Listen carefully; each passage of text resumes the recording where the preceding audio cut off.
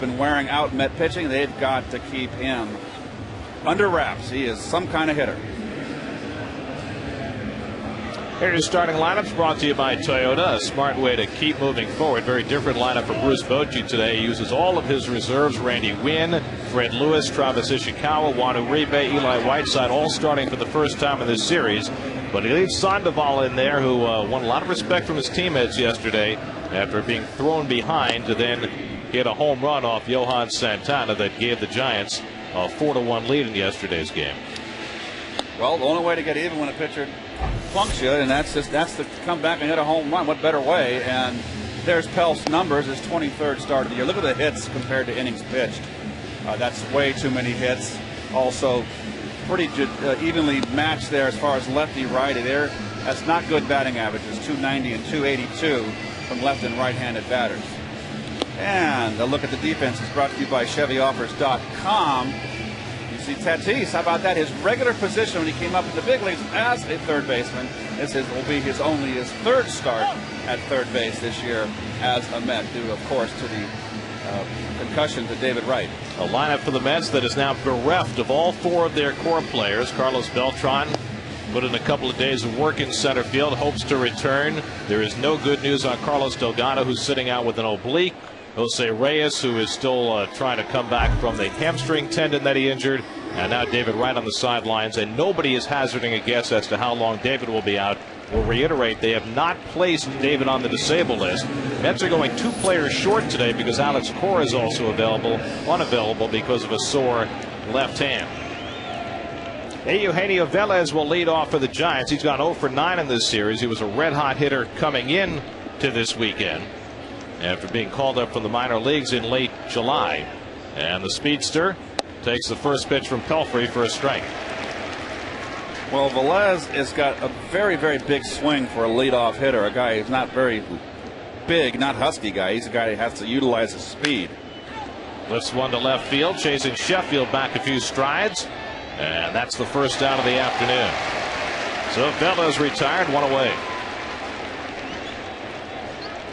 And that'll bring up the veteran Randy Wynn, who has kind of been cast aside lately by the Giants with the emergence of Velez. And with Nate Scherholtz getting the bulk of the playing time in right field, Wynn is just 8 for his last 52 and has seen his average shrink to 262 for the year. He's got 359 at bats without a home run. Well, he's a much better left-hand hitter than right, hitting 297 against righties this year. And Wynn takes the first pitch fastball for a strike. Wynn hitless in 6 career at bats against Pelfrey. If you remember, Mike Pelfrey's first outing against the Giants this year was the one in which he started developing the yips. He was matched up against Matt Cain on a Sunday night. He committed 3 balks in that game. Didn't pitch badly otherwise, gave up just 2 runs in 6 innings in what turned out to be a 4-1 loss. And Wynn confused on that one. It's 1-2. But ever since then, Mike has battled those yips, trying to figure out how to take some of the motion out of his stretch position. As long as he's been out of the windup, he's been in pretty good shape. Swing and a miss, and he gets Wynn with the fastball for the second out. 2 away. Well, Wynn is just struggling. This is a sinker meant to be in, and that is up, belts high, out over the plate. A good pitch to hit, and he is just tardy. So 2 out and nobody on, and now Freddie Sanchez, the former Pirate, acquired right before the trading deadline. 2 for 9 in this series. This is just his 12th game as a Giant, and he fouls that one off Santos, who has taken a beating over the last few days. He took one off the collarbone, the right collarbone on his throwing shoulder in the opening game of this series, and he was in a lot of pain. It's part of the job. Well, just in the last few days, Santos has survived a home plate collision with Mark Reynolds in Arizona on Wednesday. As you see, that one hit him on the side of the mask. Then he took that one off his shoulder on Friday that really stung, and this one rattling his cage. Sanchez misses the sinker, and it's 0-2. Good pitch by Pelf there. That's that hard sinker down and in. Like I said, I once sat with Joe DiMaggio at dinner, and he said the toughest pitch for him he hated from a right-hander was the hard sinker down and in. 0-2 struck him out. So a fine start for Pelfrey. He strikes out back-to-back hitters in a 1-2-3 opening inning. Mets come to bat at the bottom of the first with no score.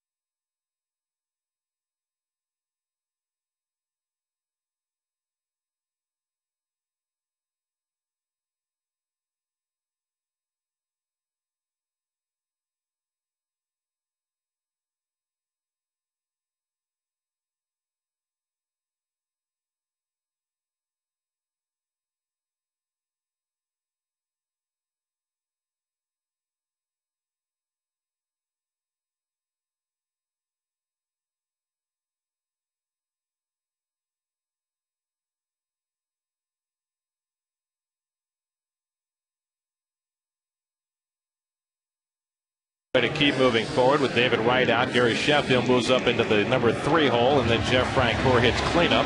Tatis hits 5th with Wright out of there. And Anderson Hernandez another start at shortstop with Alex Cora laid up another day. And the starting pitcher, Jonathan Sanchez, he's been a disappointment this year, even though the no-hitter against the Padres earlier in the year. 5-10, too many walks, innings pitched. Very Ollie-like. 5 walks, 9.5 strikeouts per 9 inning for Sanchez. I like his stuff. He throws hard, got a good breaking ball, and he's got a good changeup, but he doesn't have the command of all 3 pitches. And in the big leagues, you fall behind and you're going to get in trouble. Ahead on Angel Pagano for 2. Pagan just 2 for his last 18, but one of those a leadoff home run Friday night. Angel now with 3 home runs on the year. They've all been as a right-hand batter, even though he's hit for a much higher average as a left-hand hitter.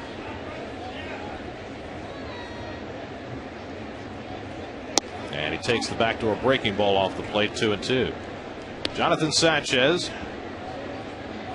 making his 20th start of the year. Lifetime 18-28 in the major leagues. The Giants have been waiting for him to blossom. And it all came together for him on the 10th of July against San Diego with a no-hitter. Hit to right field, and Randy Wynn moving over. 1 away.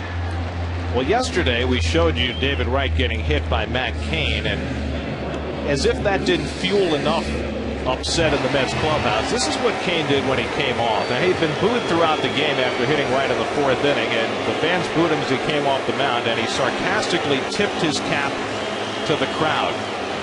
Now, in my view, that either shows that he was really clueless about why he was being booed, or it was completely tasteless on his part, because, after all, the fans were booing him because he had potentially maimed their superstar player. Well, let's not forget, Garrett, that it was the 8th inning when he was yanked. So this was way back earlier in the game when David Wright got hurt. So he had been hearing it the entire game, and you know how Met fans are. They can get right to the point, close and personal and nasty, and I think that it was ill-advised what he did.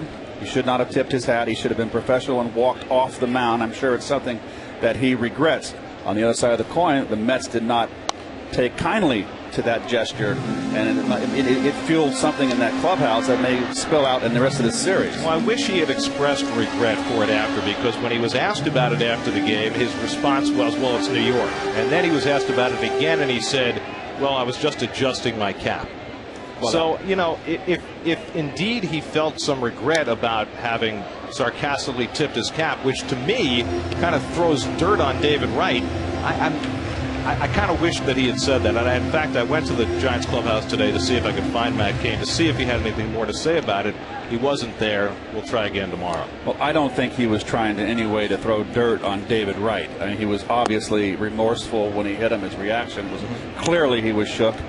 And you know, a lot of pitchers, hitters, when they come off of beating, they're never the same. And a lot of times there's pitchers that hit people in the head, and they're never the same. So, you know, the story's yet to be hit the final chapter. Castillo rifles one foul, and it's 2-2. Well, the good news is that David's out of the hospital. The bad news is he's got a concussion.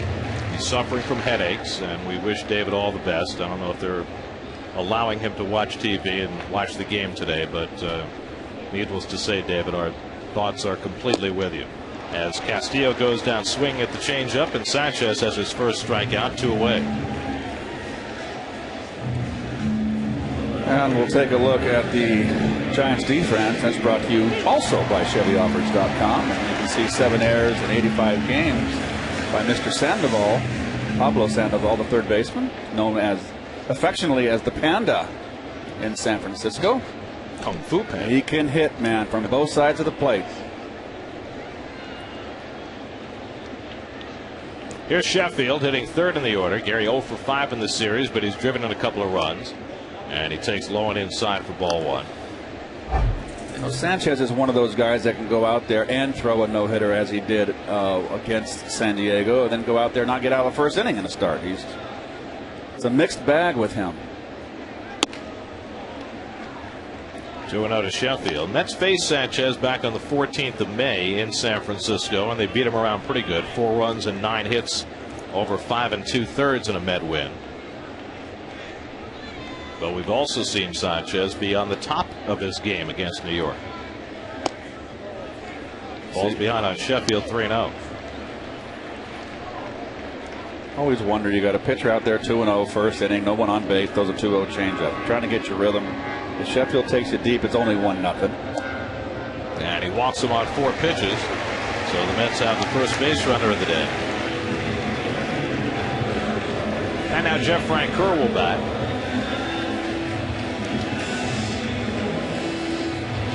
Jeff is 1 for 7 in this series.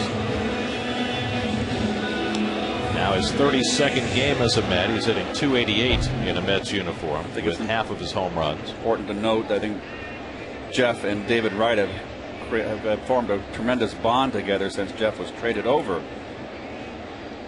And when the Mets took the field today, usually David Wright is the guy, the first one out of the dugout. Well, Jeff Francoeur was on the top step, and he was the first one out, leading the troops to out on the field.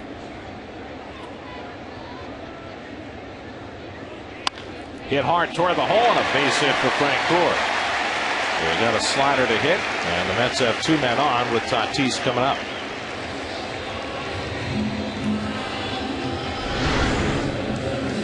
Well, we'll see the pitch to slider, and a good one. That's breaking down and in. It's in a good spot. Jeff just got the barrel of the bat through. Good hitting. So 2 out and 2 on, and here is Tatis, who took over at third base yesterday when Wright was hit and had a big RBI base hit in the Mets rally in the 8th inning. Mets came from 3 down to tie before the Giants won it in the 10th on Molina's home run. And Fernando fouls the first one back.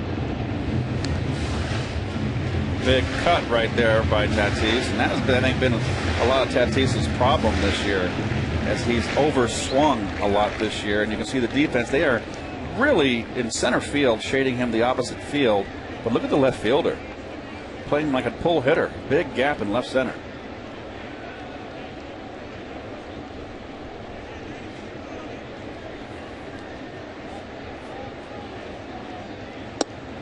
And it's on the inside corner, a fastball, 1-2. I've always been a big believer in your outfield to gap hitters, unless of course you've got a pull hitter like, say, Dave Kingman. But then you would give Dave Kingman the right field line. You know, Dave Kingman hits one down the right field line, it's going to be with a triple no matter what, no matter where you plant him. And he very seldom hit the ball down the right field line.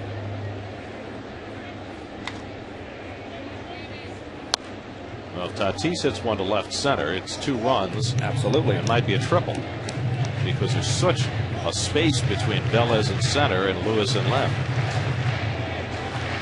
Just when you go look at that wide open, put a herd of buffalo out there, let them graze. Don't let him eat up the 69 pennant in center field. That would be unfortunate. Ceremony for those guys is until Saturday. Here's the 0-2, struck him out, and Sanchez gets through the opening inning with a couple of strikeouts. Second inning coming up, we'll hear from Johan Santana about his retaliation yesterday, and Hall of Famer Ralph Kiner joins us in the booth when we come back. No score.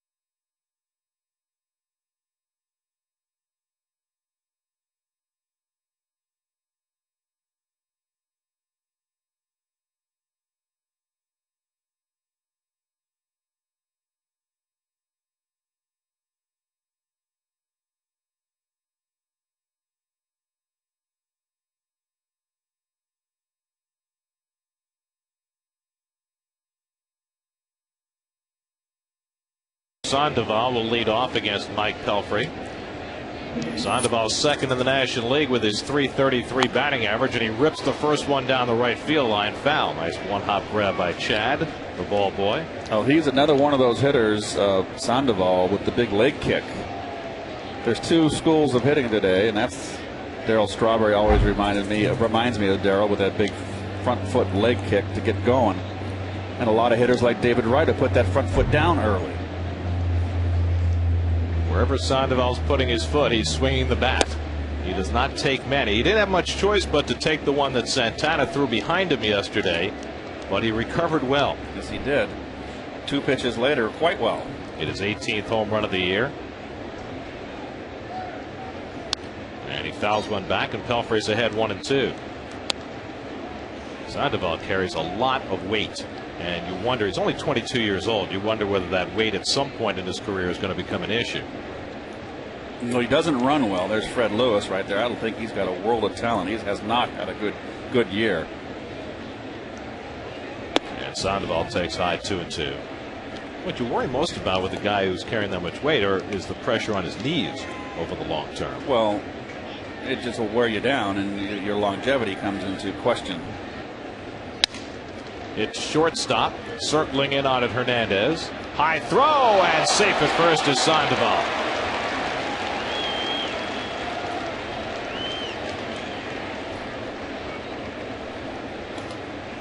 Well, we mentioned yesterday Santana throwing behind Sandoval, later hitting Benji Molina. Here's what Johan had to say after the game yesterday. It's not something I have to discuss to you guys or anybody. It's just my own thing, and then or our own thing. And then you just gotta find the right way or the right time to do it. That's about it. I don't have to explain to anybody. I mean, do If you? you know the game, if you've been around, and I've been around for a while, you know, it is what it is. All I do is protect my teammates. All I do is to play the game the right way. And I've been playing the game for a while, and I know how to play the game. That's all I have to say. Well, the sequence of events yesterday, after Santana threw the ball behind Sandoval, then he gave up the home run 2 pitches later, then he hit Molina as Fred Lewis lifts one to left field, and Sheffield over near the stands runs out of room. And in between, after when Sandoval was thrown behind, the warning was issued to both benches, but when Molina was hit, Santana was not ejected, and that brought Bruce Bochy out to complain about that. Significantly, though, neither Sandoval nor Molina complained about the actions. And Ralph Conner joins us along with Keith. And you know, you guys have been watching this game for a long time. Did Santana have that right? Was the code of justice fulfilled with what happened yesterday? Well, a lot of things certainly are in the code, and it's not in the record book, and you're not supposed to throw about it. But they say, well, I have to take care of my players. And that's the way it is. There's no way in the world you can take care of them like in the old days when they had knockdown battles all over the field. In fact, they kept guys on the team that were very good at knocking batters down. A guy named Weber of the Brooklyn Dodgers was very proficient at knocking batters down, starting fights, and he would end up in brawls. Well, I think I've always questioned, you hit my best hitter, I'm going to hit your best hitter. Well, you can't do it in the American League, obviously, as far as throw at the pitcher. Who threw the ball? If you're going to throw at someone, get Matt Cain up there and drill him. If you're going to do that to my players, here's one for you. I mean, what did Sandoval do? He did nothing and nothing to do with anything, and he's the one that's getting retaliated against. Now, I know that's the rules of the game, and particularly in the American League, it has to be that way. But I always have said, hey, don't hit their best hitter. Don't get him mad. You want to hit Frank Robinson? No, thank you. Hit the pitcher. He's the one that threw it. And what's the rationale for not going after the pitcher? Because I had the same question yesterday. Was Cain going to be the guy who went down? But clearly, Santana had no interest in doing that. Well, somewhere along the line, it's going to happen. That's all there is to it. That's part of baseball.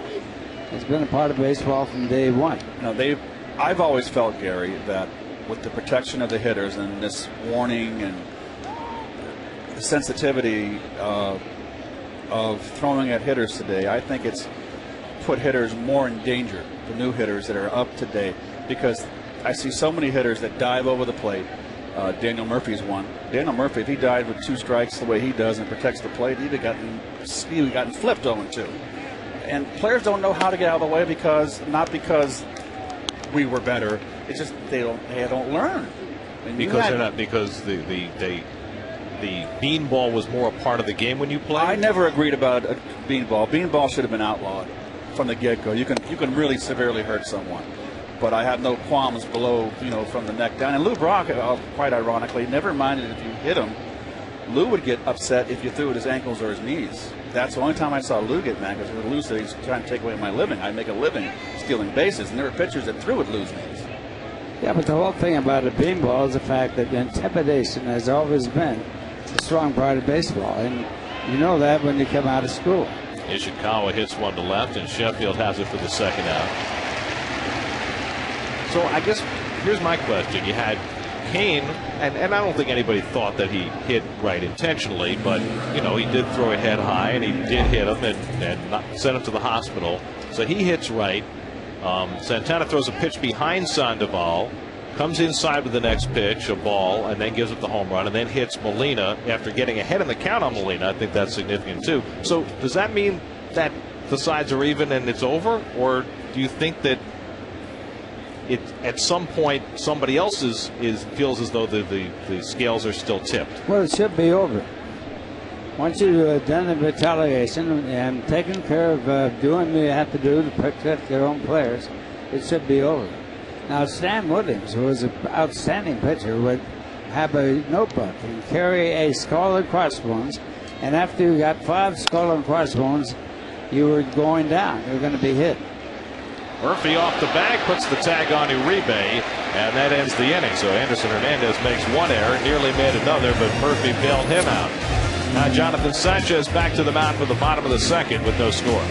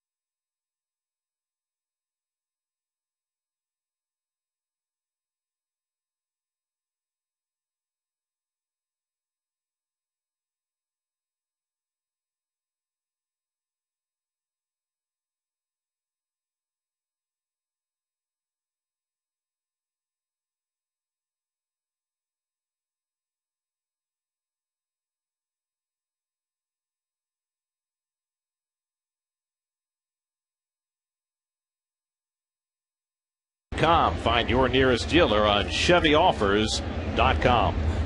Daniel Murphy leads off the home second, drives one deep to right center. Back goes Velez, and he has room to make the grab. So one pitch and one long out off Murphy's bat. Well, folks, there's the view right there, and there's old Yankee Stadium. How about that? And over here, that's the news thing. You're at Eagle Eye. GW Bridge in the background. Yeah. London Bridge is falling down. Oh, what happened? It moved. Earthquake. You've been in San Francisco too long. We don't have mobile bridges here. Here's Omir Santos with one out, and he takes ball one. Well, we were talking about retribution and getting back for guys being hit and everything, but you guys were hitters, and Santana expressed the sentiment about protecting his players. Was that something that mattered to you guys as hitters, that you needed protection? No, I don't think so. I think it was just part of the game. It's you expected that, and for example, when I hit a home run, my batter that hit behind me was Wally Westlake, and he would go down in the first pitch after I hit the home run. He would beg me not to hit home runs. He said I got tired of going down all the time. It's part of the game. But that's silly, that part of the game. Exactly. Why should another guy go down because you hit a home run? Yeah, the only thing is it's part of the game of intimidation. Now, when they came out with the batting helmets, I had a big part in the batting helmets. And the original batting helmet was a fiberglass helmet brought to me by a fellow that made it up with fiberglass. His name was Charlie Muse, M-U-S-E. And he brought the batting helmet to me and said, "You want to be a part of this corporation? I want to give you endorsement rights and be there." And I said, "Well, it won't work. The guys won't wear those things because they made you look like you were assisting. It's like hockey.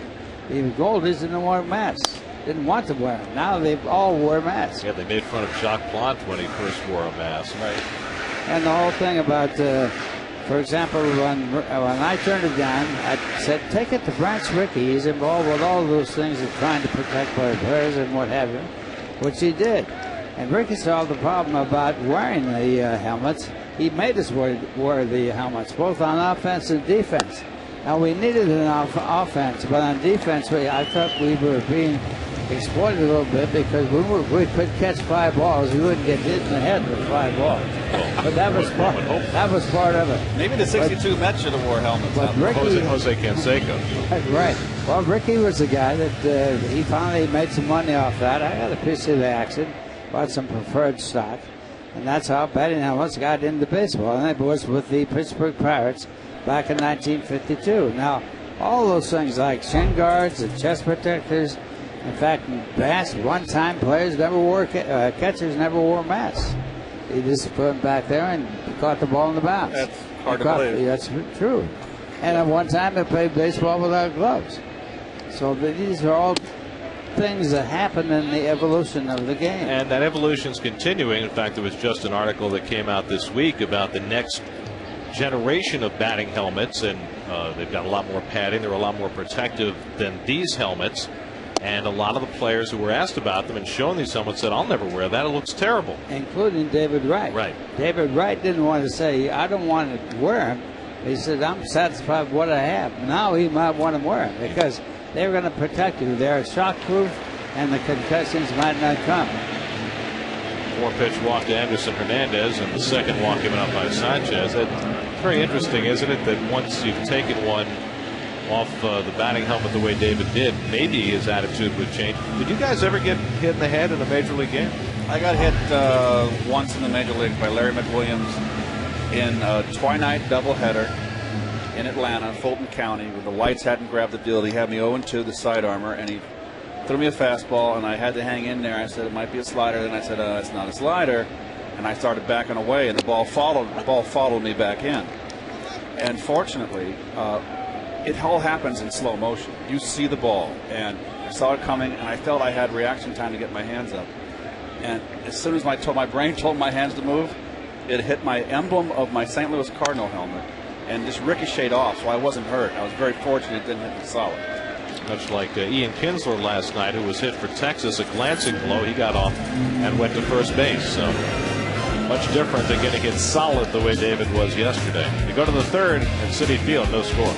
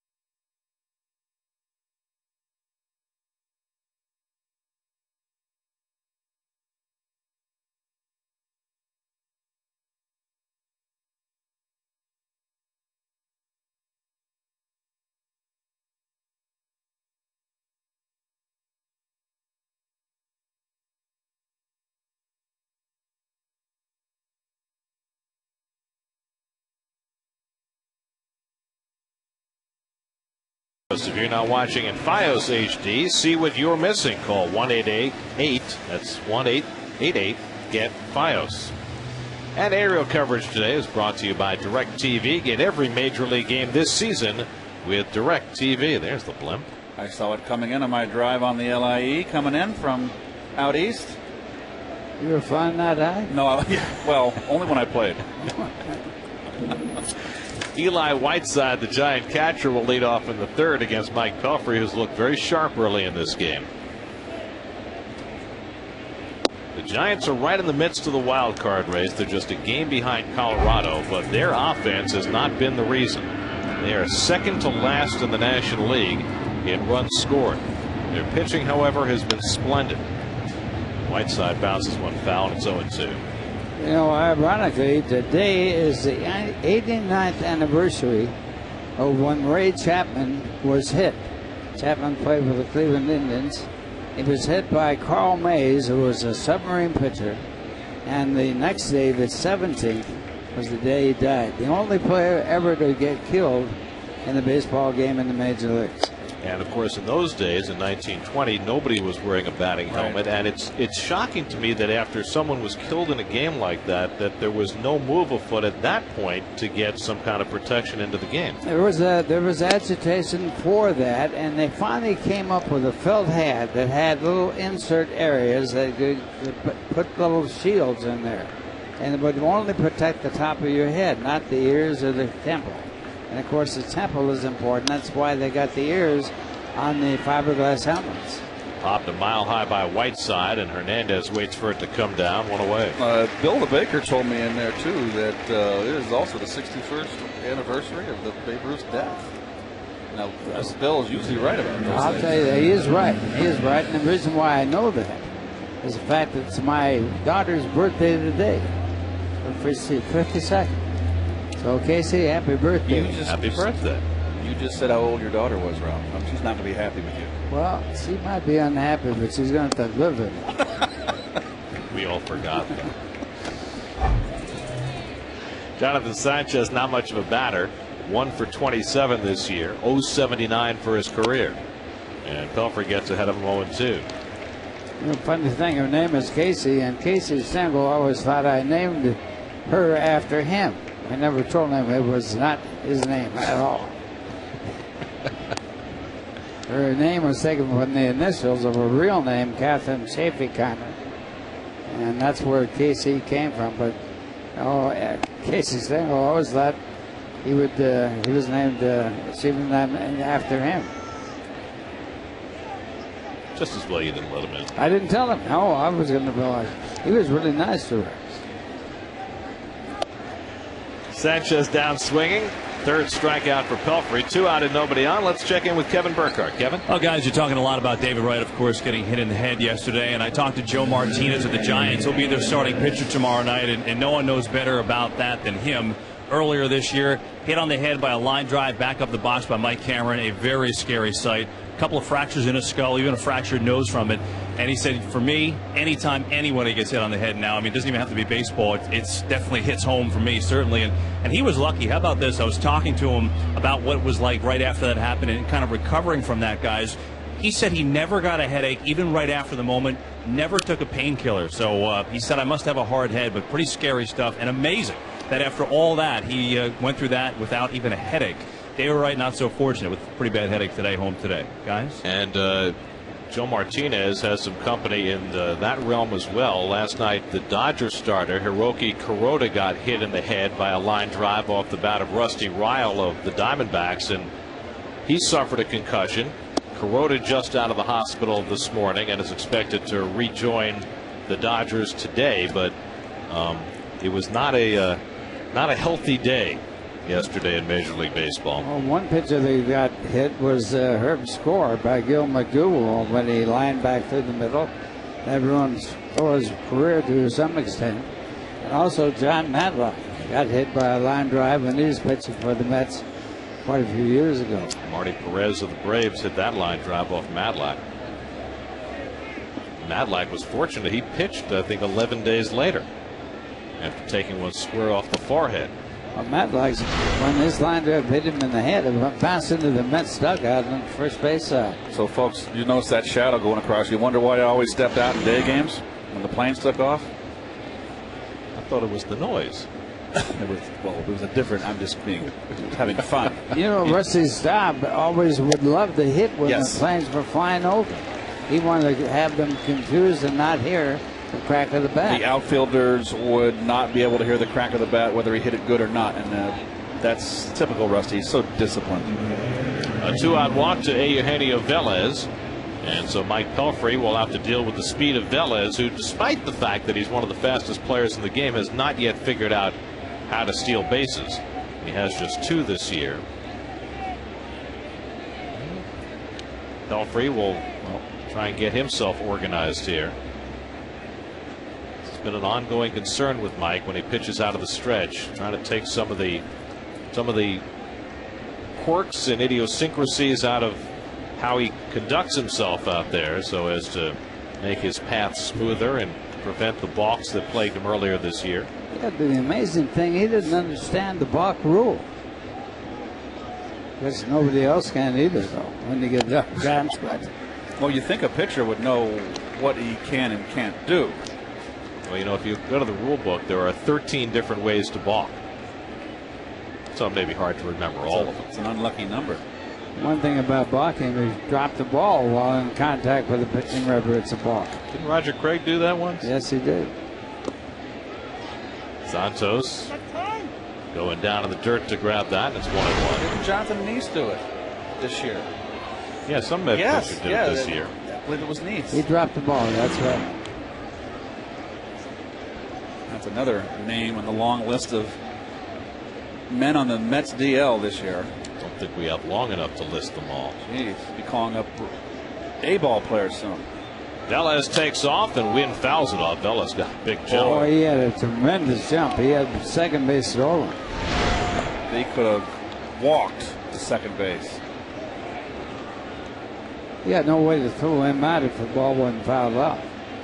Well, he may not quite have mastered the technique yet, but he got a very nice jump there. There have been 12 stolen bases against Pelfrey this year. 6 have been caught. How many blocks?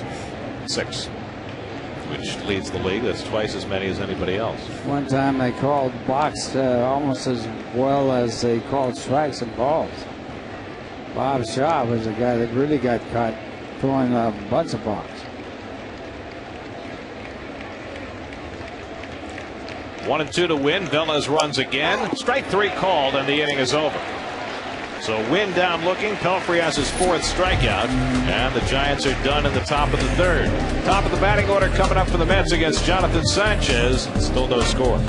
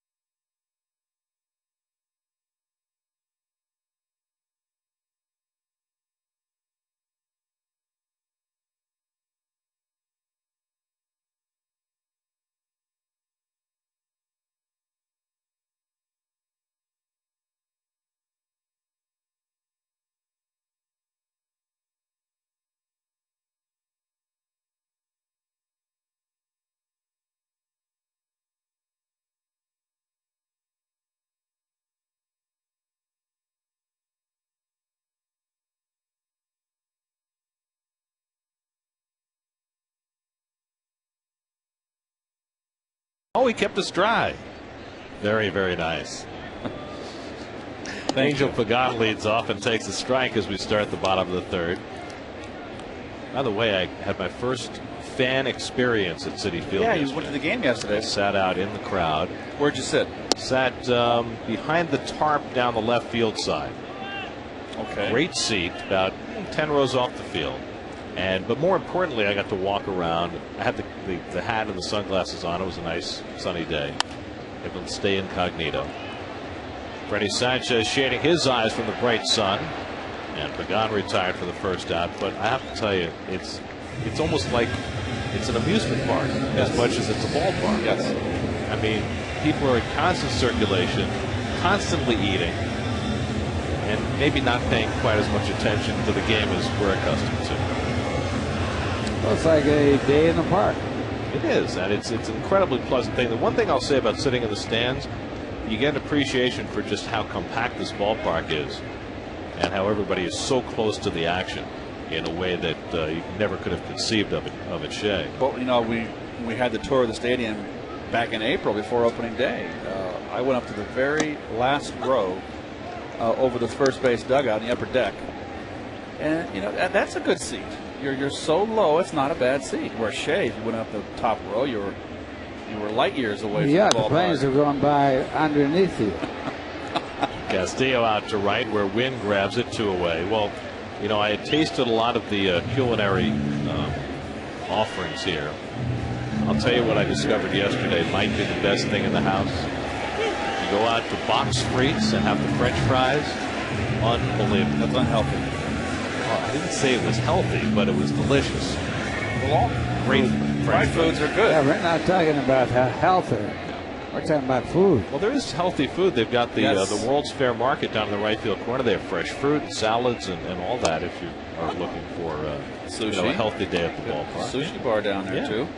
That's healthy. And, of course, then there's fried dough. You know, I didn't have any of that. Speaking of that, San Francisco was involved. They had an owner named Graham that was really a great owner when they were the San Francisco Seals, a minor league ballpark, in the highest ranking you get in the minor leagues. He sold the ballpark and the team to a fellow named Fagan, and Fagan put peanuts on the no-no list. He said no more peanuts in here because he didn't like the shells being thrown on the floor. And then the fans stopped coming. They said, if I can't have peanuts, I'm not going to go to the ballpark. He changed his mind. And so he put the peanuts back in action. It was Old Seal Stadium, and that was in the Pacific Coast League, right, Ralph? Pacific Coast League. You played in that league? I never played in that league, but we played exhibition games in that ballpark. You had the L.A. Stars, right? The Hollywood Stars, the L.A. Angels, the San Francisco Seals. San Diego had a team. San Diego Padres in there, yeah. That was a great league. And Portland, you had Portland, Seattle Rainiers and the Portland Beavers were that. They were part of that team. And Sacramento Solons, and it was a great league. Sheffield shoots one up the middle beyond the reach of Sanchez. And Gary's got a 2-out hit. Just the second hit of the game. One thing about Gary, he wants to play another year, and he certainly has proven he's able to play right now. Well, he has got an outside shot at 3,000 hits, Ralph, and he needs 2 more years to get to that point. 2 good years playing every day. Well, that's the thing. If he's going to play every day for 2 years, he's probably going to have to do it in the American League. Yep. Can't see him play in the outfield. Well, he's had leg problems, of course, with the Mets this year.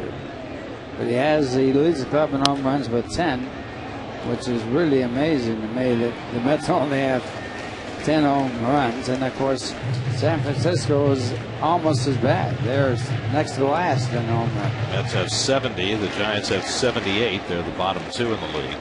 And both play in pronounced pitchers' parks.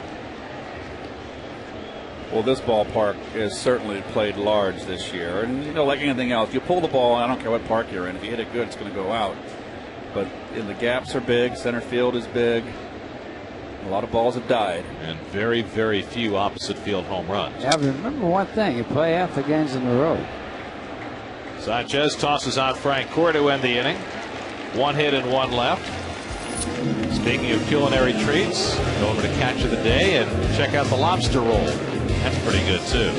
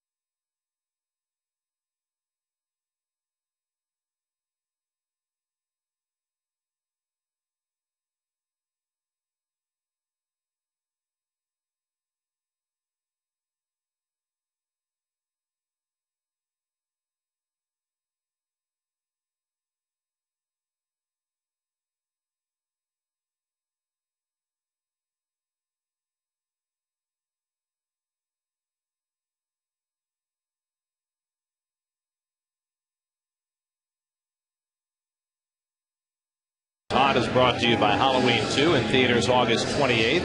Hanley Ramirez leading the National League in batting, and he is rolling, hitting .460 over the last 10 games. Jason Bay, after a lull, has picked it back up for the Red Sox, and Cliff Lee has been untouchable since joining the Phillies, winning all 3 of his starts with the Phils. Freddie Sanchez leads off in the 4th inning and takes a strike. Let's check in with Kevin. Oh, guys, Freddie Sanchez, one of those guys. He's certainly been hot plenty of times in his career, former batting champ. And talked to him about his transition to San Francisco. He said, look, I love it. I love the fact I get a chance to make a playoff run. But to be fair, Jack Wilson and I really petitioned hard to stay in Pittsburgh. It's where my family is. I've grown to love the city. And we even told that ownership group that we would be willing to usher in the young guys and kind of be the veteran presence there. But obviously we know what happened. They got rid of just about everybody. He said the toughest thing has been really that I was used to everything, used to the routine. My family was used to the city, really enjoyed it there. And he said how it happened was so strange. He got traded on a getaway day for Pittsburgh. They were in San Francisco. So just before they were about to leave, they told him, hey, hang on, you're staying here. He said, I had nothing. Next day we're in San Fran. I was freezing. I had no clothes to wear. And there's one more thing to this, too. Freddie grew up right around L.A. Dodgerville, and his family, his friends are all Dodger fans. The text messages, unlimited from the Dodger fans now that he's a Giants. It's kind of a strange little twist, guys. I'll bet. Well, the funny thing about that is Sanchez goes down swinging. Pelfrey, not known as a strikeout pitcher, has 5 already today. Is that the Pirates made a show of keeping Sanchez and Wilson. They said, hey, we want to keep these guys, sign them long term, and then they kind of insulted both of them by offering them what would have amounted to 50% pay cuts over long-term deals, and of course they both turned him down, and then they traded them away. That's the bottom line. Yeah. He's also wearing a number he couldn't wear in Pittsburgh. That's true. 21, Mr. Clemente. 12 in Pittsburgh.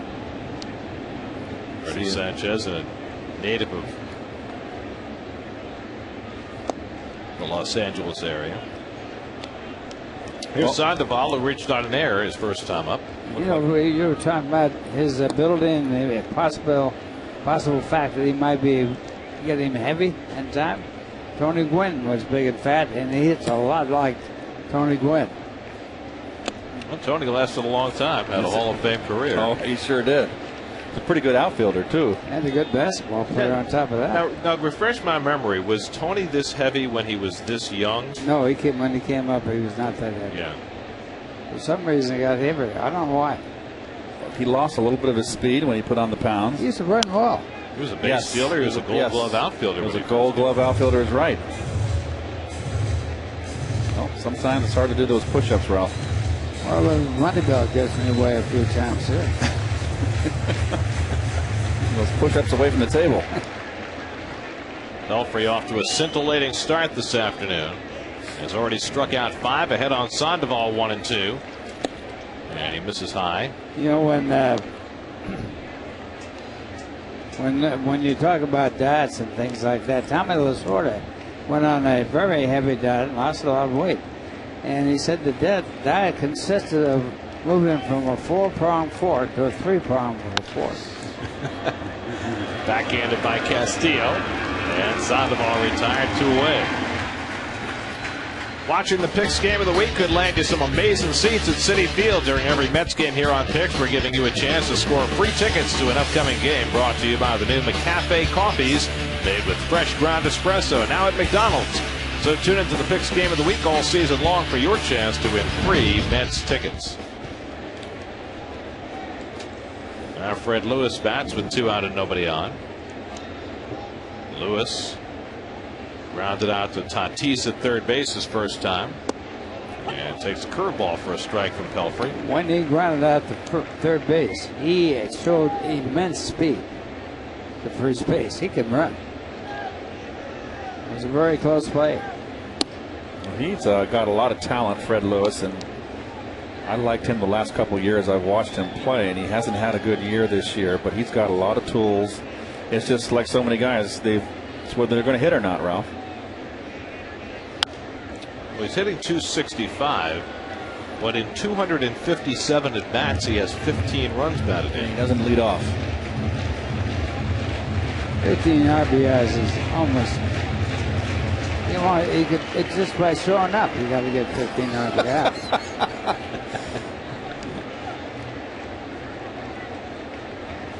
So that's an average month, or a little below average month, isn't it, Ralph? Well, how about 191 runs batted in the season? Hack Wilson did that. That's still the record, correct? Yes, it is the record. American League record, 184. Lewis has the Giants' first hit. Sheffield tracks it to the line. Lewis heads to second and arrives safely with a 2-out double. Well, this is the part of the game where Pelfrey has a lot of problems. Well, there goes another Met no-hitter, Gary. Well, Santana worked into the 4th yesterday before he gave up his first hit, and Pelfrey does the same today. Watch him run here. He can fly, and he thinks he's going to coast it, and then all of a sudden, oops, I better turn it on. I think he was thinking about stopping at first. I hope not. That was strange, huh? Right down the line. So in a scoreless game, a runner in scoring position for the Giants. Travis Ishikawa flied out to left his first time up, and he grounds one to the right side for Murphy to handle.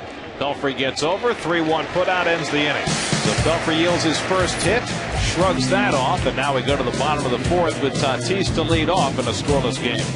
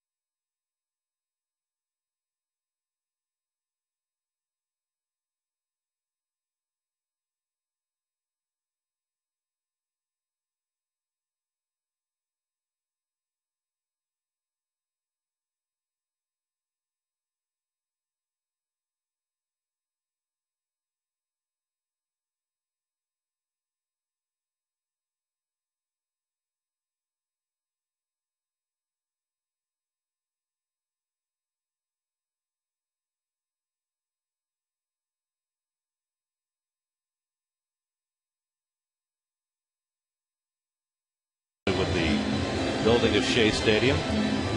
I was a little kid. I thought Shea Stadium was part of the World's Fair. What did I know? Well, Casey Stengel said, I don't know whether it's the World's Fair that's on these crowds or it's on my ball club. Mets were drying really well that new park. That was where they were hoping to build the Jet Stadium, right, Gary? That deal fell apart. Make this a big sports complex with the tennis, of course, over Arthur Ashe. Well, you go back a little further, of course. This is where the city wanted to build Walter O'Malley a stadium for the Dodgers. That is true. I'll tell you what, the Jets put a stadium on these grounds here, I'd buy season tickets. You know, you can't prove this, but Walter O'Malley wanted to go to L.A., and they gave him the ground that he built the ballpark in L.A. He built that on Seventh Ravine. And the reason why he went out there, he wanted to have pay TV. That's the real reason. And some people thought it was because Gussie Moran was on the pregame show, but it really wasn't that. 3-1 to Tatis. Now you're going to have to tell people who that was, because I'm sure most of our viewers don't know who Gussie Moran was. Well, Gussie Moran was a girl in tennis who wore lace pants for the first time it was ever done. And she wore the lace pants, and she also was very good looking and was a very good tennis player. Did you know her? I did know her well. Yes, I did. Well, I had a reason. My wife was a great tennis player, so it was the reason why I knew Gussie. I tell you what, I made up my mind. If I come back, I have a second life. I'm coming back as Ralph. I've thought that many times. Ball one to Murph, which is for you to say. That's pretty good, because most people would say they'd want to come back as you. No, they don't want to do that. First time I heard the word high maintenance, it was Keith Hernandez that used it. Murphy flied to center his first time up. Check swing foul, and it's 1-1. Let's check out today's high speed, brought to you by Verizon Files. This is Files. This is big, and it's been big so far for Mike Pelfrey. He's been up to 97 miles an hour with his fastball. Jonathan Sanchez to 94, and they've matched zeros so far.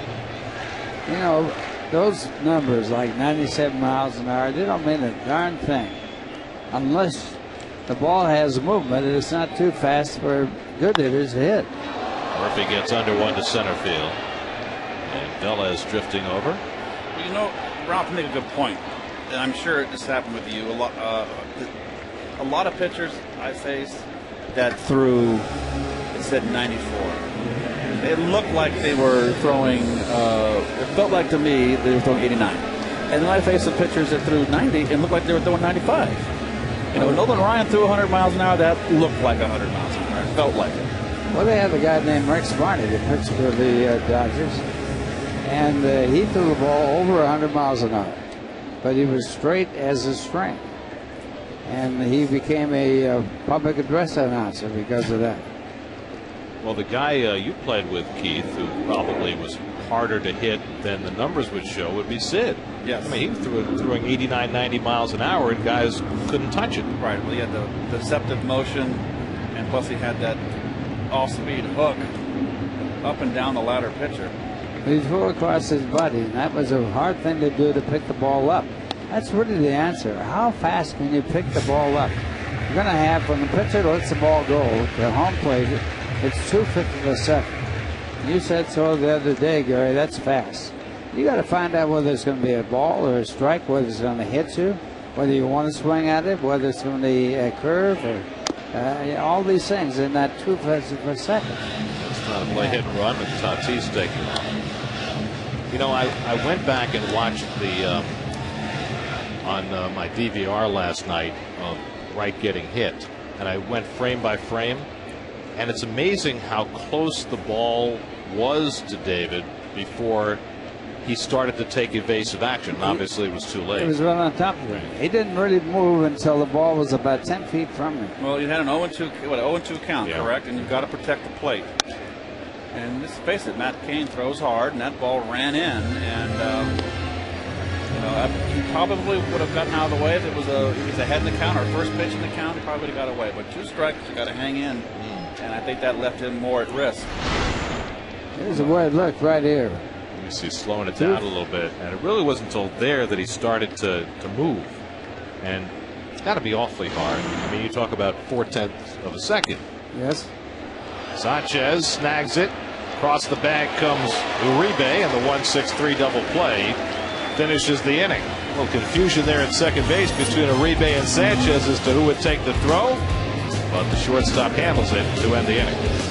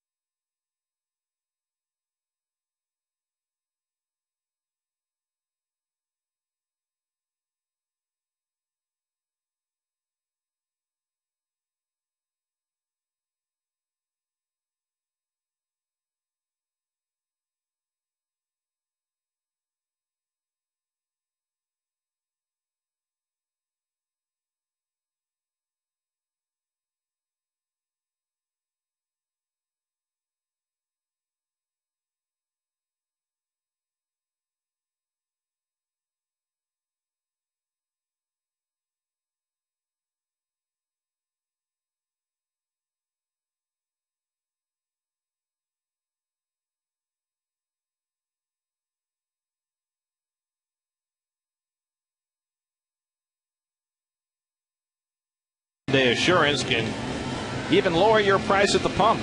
Go to Hyundai.com to find out how. Fifth inning of a scoreless game. Juan Uribe leads off against Mike Pelfrey. Uribe grounded out to short his first time up. When Jonathan Sanchez threw his no-hitter against the Padres back on the 10th of July, he had a perfect game going until the 8th inning, when Uribe made an error which broke up that perfect game.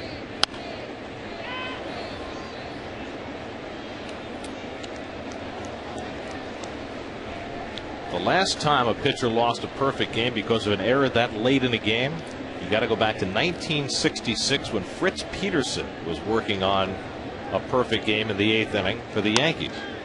Uribe grounds one slowly and Tatis in to glove it. 1 out. The SAP portion of today's broadcast is brought to you by LATV, the Pix digital alternative. Check out the variety LATV has to offer. What a great shot of Citi Field. And what remains of Shea Stadium in the parking lot. I went out and found home plate in the parking lot yesterday. Yes. Had my picture taken next to it. It's very sad. And you said that you were at the ballpark yesterday and with a hat and glasses, and you weren't recognized? Well, a couple of times in the parking lot, but once I got in the ballpark, people are so concentrated on their food, I don't think they notice anything around. You just continue to hang around with Ronnie and I, and pretty soon you'll be very famous here. I'm not sure I want to be famous. You'll love it when you got to walk to your car after the game. Eli Whiteside swings and misses, and it's 1-1. Home plate in Pittsburgh is now in the middle of the University of Pittsburgh. Isn't it like in a closet somewhere? In the administration building. That's from Forbes Field as Whiteside bangs one up the middle, and the Giants have their second hit of the game. So a 1-out single for the Giant catcher. And now Jonathan Sanchez will come up, and the Mets will look for the bunt. Sanchez struck out his first time up. 4 sacrifices this year. You know, I have not even looked at the scoreboard today. The out-of-town scores. Florida just jumped up in front 6-1 over Colorado. That's in the second. Giants got to like that. Marlins 4 games behind the Phillies in the East. The Rockies 1 game ahead of the Giants in the wild card. Sanchez with a good bunt. And Pelfrey gets the out at first. 1-4 on the sacrifice, moving Whiteside to second.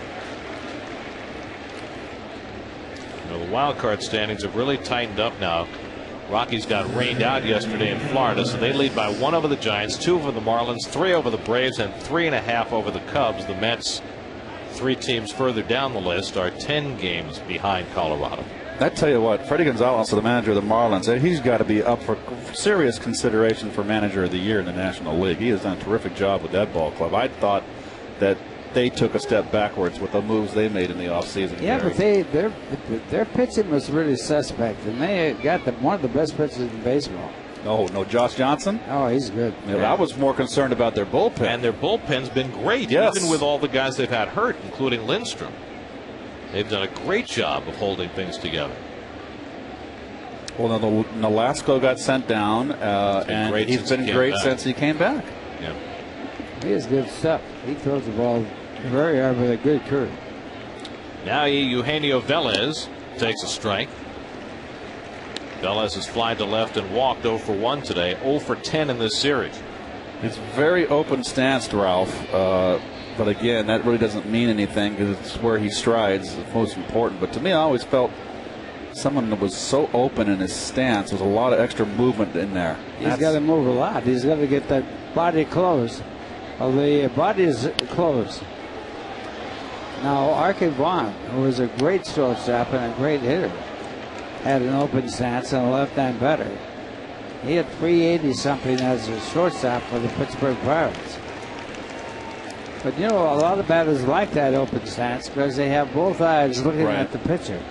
They need extra help. They need both eyes. We only needed one, Ralph. One's good enough. Just like when you're shooting a rifle. He leans back, too, and he can get a better...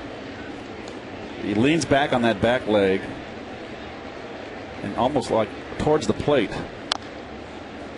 You said there are 2 ways to hit. I think there are more than that. I think there are 4 or 5 ways to hit. If you're a line drive hitter, you're going to hit one way, and if you're a home run hitter, you're going to hit another way. And the thing is to find out which way will suit your style. Yep. Well, there was never none of those guys that like David Wright, that put the front foot down. Rob by bag ball. And that wasn't front foot back. Yes. That's a new in the game today. That's a new theory of hitting. You know, one of the theories when I was playing was to spread out on ground strike. Shot through the hole. Around third comes Whiteside, and he's in with the first run of the game. Velez's first hit in the series. He just managed to snake it between third and short. And the Giants take the lead 1-0 here in the 5th. First run of the game brought to you by Dunkin' Donuts. America runs on Dunkin'. Little inside out right there. And that is placed perfectly and not hit hard enough where the runner Whiteside could score easily standing up. He's got some gray. Look at that. You know what I would say about that base hit? You lucky dog. Yep. Did you see Whiteside's hair? My goodness. Just for men. Have to go down and talk to him in the clubhouse tomorrow. Win is thrown out by Pelfrey to end the inning, but the Giants able to scratch out a run in the top of the 5th, and now halfway through.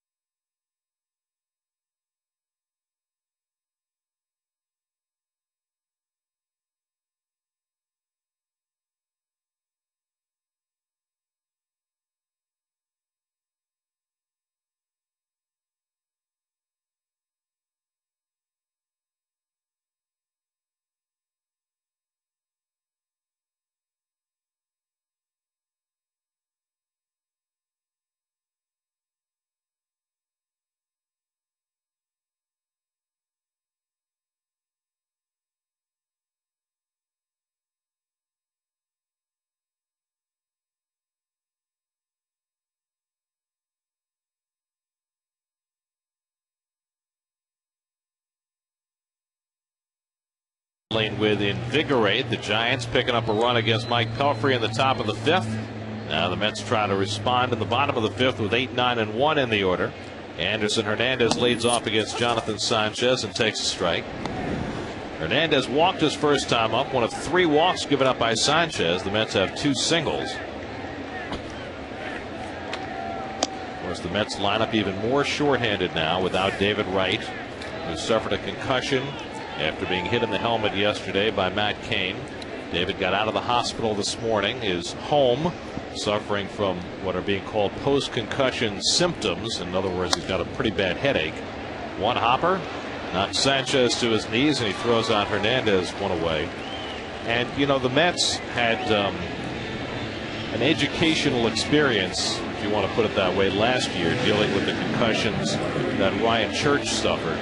And I asked Jerry Manuel in a couple of ways today whether the Mets will be treating David Wright differently based on the experience they had with Ryan Church. And Jerry said they will use caution, but he also said, you know, it's up to the player and we have to watch him. And that, it made me think that, because I asked Jerry whether the organization as a whole has taken a different approach since the Church situation came down last year. And he said, well, we talked about it at the time last year, but it's not as though we put a new policy into place. And my hope is that they handle this one far differently than they did last year. Whoa! Sanchez completely losing control. Where is the bull? That's Holly Perez right there. Well, this is out of Bull Durham. It's just a bit outside. I think Did that get lost behind the advertising panel there? I wasn't paying attention. But the ball disappeared. You are the central scrutinizer. He did Phil Rizzuto, WW. Wasn't watching. Tim Lincecum found humor in it. 2-1. Anyway, just getting back to the whole concussion situation. I mean, last year it seemed as though a lot of stake was put in what the player felt about coming back. That Ryan Church, because he wanted to play, was allowed to play. And, you know, already we've heard from Jerry Manuel talking this morning about how, you know, David's tough and David's going to want to come back and play. And I don't know what the right way to deal with it is. And David Wright is not Ryan Church, and every situation is different. But you just hope that lessons were learned. I guess that's the best way. Well, the whole thing about Church was he wanted to come back, but he's the one that should judge. I mean, he's got to tell you how he feels and whether he's dizzy or has any problems with the vision or whatever. And I don't know. Now, David is right about David. He's going to want to play. Right. The player is always, well, there's the great majority of them. There's always maybe 1% that'll always nurse an injury over my playing days. Well, that could milk it, but the 99% want to get back in uniform and play. Of course, you know, concussions are different from normal injuries. Correct. And there's been so much research done on concussion over the last half a dozen years, right. and I think a lot more is known about it than probably when you played. And you know, you have to be concerned anytime a guy takes a direct hit to the head like that. Driven to left center field by Pagan, and over goes Lewis, who can't squeeze it, and that'll let Pagan arrive safely at second base. Lewis with the diving try, had it in his glove, and it came right back out again. Well, he can fly, and I thought this ball was in the gap, and he just missed it. I mean, you got to make that play, and that's not an easy catch. Yeah, he should have caught that ball. It's right there. I thought this ball was up against the wall for a double easily, and he just was he got there in a hurry, didn't he? He's got a lot of talent.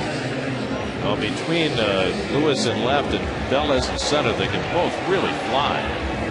But it's a double for Pagan.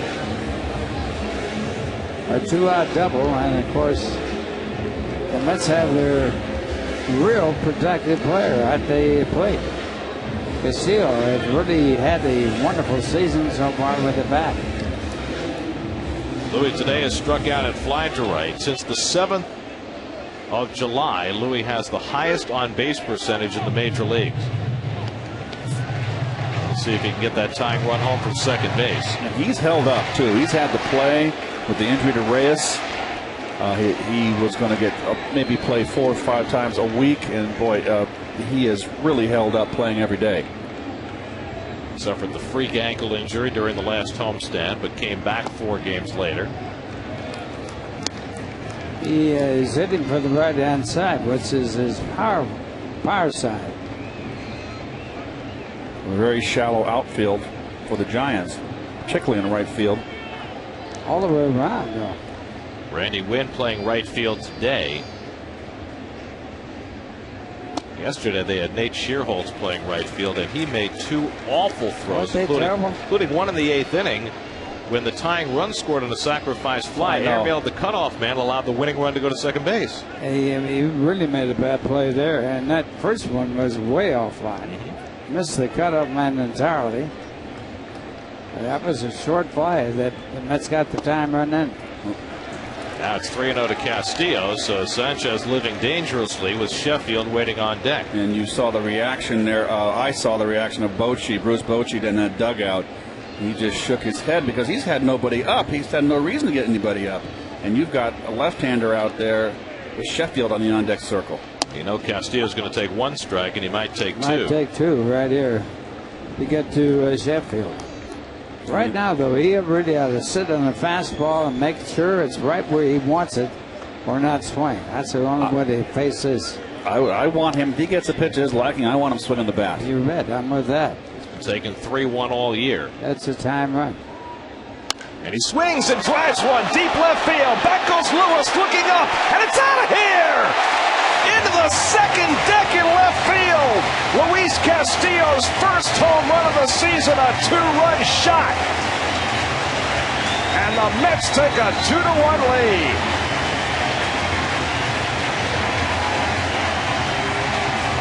Well, the vast majority of Luis' home runs in his career have come as a right-hand batter, and he might not have ever hit one as long as that. A second deck shot for his first home run of the season. And it's 2-1 New York. Well, an inning that should have been over with the line drive off the bat of Pagan, dropped by Lewis. And the 3-1 count. And fastball up. Louis launches it. He just continues his outstanding season offensively. May 20th of last year, the last home run that Louis hit. He had 3 in the month of May last year, and then none the rest of last season, and none until now this season. So a year and a half without a home run, and that drought is over. Well, right, inner half belt high. He just turned on it. I tell you, that was the pitch they hit, and he was sitting right there on that. Well, you called it, Ralph. That's where he probably wanted it. That ball had too much plate. 454 at-bats. Recently, Alex Cora stopped a streak of 415 at-bats without a home run. Now Castillo's even longer streak is over. Speaking of that, Dwayne Kuiper is here in this ballpark today. I knew you were going to go there. He hit 1 home run in his whole career, and it hit off Steve Stone. And Steve Stone, of course, was an outstanding pitcher. And Kuiper's little boy went up to Steve Stone and said to Stone, "My dad hit a home run off you." And Stone said, "Well, a lot of guys hit home runs off me." He said, "Yeah, my dad only hit 1 home run in his major league career." Dave Righetti, pitching coach for the Giants. Of course, all you Yankee fans out there, you know him, that man well. No hitter on the 4th of July. Sheffield pops one up, and Ishikawa, looking through the sunglasses, makes the grab to end the inning. But a 2-out double by Pagan off the glove of Fred Lewis, and Luis Castillo makes the Giants pay, drilling his first home run of the season into the second deck in left field. And with that, Mike Pelfrey and the Mets have a 2-1 lead on a Sunday at Citi Field.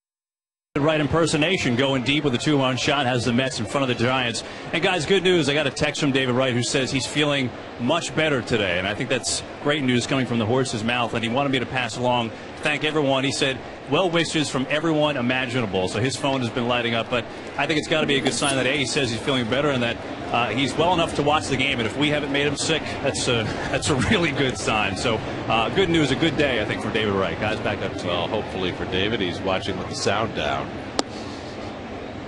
As Pelfrey falls behind on Freddie Sanchez, 2-0. And David, we hope you're doing well. We're glad you're up and about. And we miss you here. Your teammates miss you, I know that. And the broadcast isn't so bad, is it? You can't believe everything you hear down there, Dave. Bounce foul by Sanchez, 2-1. Well, some people have admitted to watching with the sound down. I have. On my off day, to be honest, a few times. Yeah, but at least you keep the closed captioning on so you can see what Ronnie and I are saying. Sanchez has struck out his 2 at-bats, 5 Ks today for Pelfrey, but now he's behind 3-1. So Pelfrey, after being handed the lead, is behind for a rare time today. He has had himself an outstanding afternoon so far. Well, the walks, 1 walk in the 5 innings, that's excellent. There's a strike. Sanchez thought he had ball 4 and tossed the bat away. Jerry Crawford said, not so fast. Well, umpires don't like that. Nope. Anything close now, you better be swinging the bat. It's a strike. Yes, it is. No question. Right on the corner and certainly high enough. Does that mean he has to swing at anything now? Close. Rounds 1 down to Tatis. Takes his time and throws out Sanchez, 1 away. Tatis back at his normal, in quotes, position. Started his career at third base. Made some nice plays yesterday. He had a play going to his left. Yes. That he had to lunge for and set his feet nicely. Now Pablo Sandoval has reached on an error and grounded out to second, 0 for 2. Sandoval 4 for 10 in the series, including his home run. You see how Sandoval, before every at bat, walks about 3 or 4 feet out in front of home plate? And he kind of drags 1 foot with a direct line back to the pitcher. I think that's where he wants to. You know what that would get him in the old days of baseball? Drilled. He would be drilled. Don't say that's a dirty word. I mean, I can't think of anybody else in the game today who takes that kind of stroll out in front of the plate. I mean, everybody's got their rituals, but it's almost as though he's encroaching on the pitcher's territory. He is. There's no question about it. Get back there. Watch him. He does it with his bat here, and then with his foot. Well, there we go. Now here's watch how he walks right out. Here now. After this, he does this routine and puts a straight line towards the pitcher. I do that. That's like those guys that cheat in golf off the tee. They put their cigar down when they want to hit the ball around 10 feet in front. That's a no-no in golf, Ralph. I don't play with those kind of guys. Wait, you're going to have to explain this a little further because I don't understand. What is this with the cigar? Well, you line the putt up with the cigar. That's it. It's been done. Guys have defined different ways. There it is. See the line right there where the line he makes? You know, I played a lot of golf with Willie Mays. You know, he was the luckiest guy I ever saw. He never had a bad lie. Sandoval lifts 1 to center, and Pagan is there. It's like playing with the president, right? Right. 2 out and nobody on. Here's your chance to win 2 tickets to a game at Citi Field presented by McDonald's and the new McCafe coffees made with fresh ground espresso. Call 1-866-414-2911, and if you're the 11th caller, you'll be loving it at Citi Field. Sir Fred Lewis bats with the bases empty. Lewis doubled his last time up and couldn't squeeze a double by Angel Pagan that led to the 2 Met runs. And he takes a fastball for a strike from Pelfrey.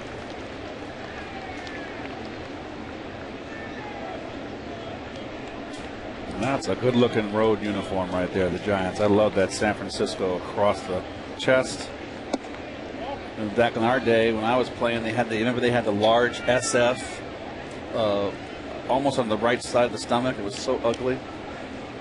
This is the old uniform I grew up with Willie Mays and McCovey. I have to say the 80s were not a great era for uniforms.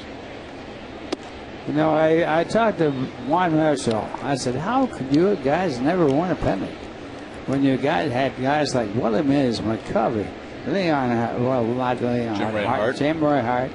And Lou, he was one great hitter. He said, we had a great hitting team, but we had a terrible defense. Murphy makes the play unassisted. Pelfrey easily through the heart of the batting order, protecting a 2-1 lead.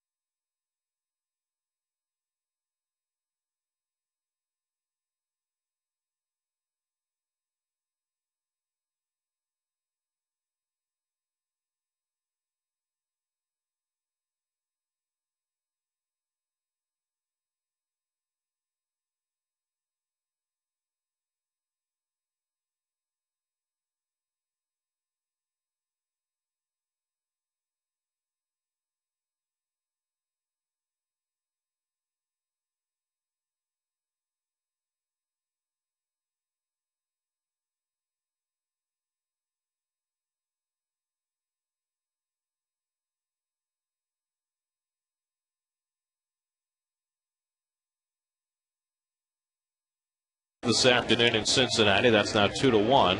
Brewers are up 2-0 on the Astros. Ryan Braun has hit another home run, his 26th. Home runs by Hanley Ramirez and Chris Coughlin, and that has the Marlins up on the Rockies now 7-1 in the third, as Jeff Francoeur leads off for the Mets in the home sixth. Francoeur 1 for 2 on the day, and it takes a hack 1-1. There's the rest of the scoreboard later on. Phillies and Braves play the night game, as the Phillies, now with a 4-game lead on the Marlins, will have Jay Happ on the mound against Javier Vasquez tonight. The Dodgers have run into a little roadblock, haven't they, Gare? Well, they've lost 3 straight. They have seen their lead shrink to 4.5 in the West, which is their smallest lead since May the 13th. Of course, the Giants are in the running there. They're a game behind the Rockies, who sit in second place in the West. And the Yankees now have the best record in Major League Baseball. They have just caught fire. 31 games over 500. Francoeur down swinging. 5 strikeouts for Jonathan Sanchez. 1 out in the bottom of the 6th. Well, completely fooled here on the slider.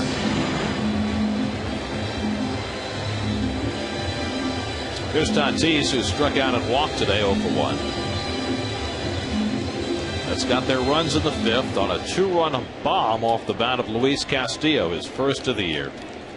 Castillo had gone 475 at bats between home runs, which was the second longest active streak.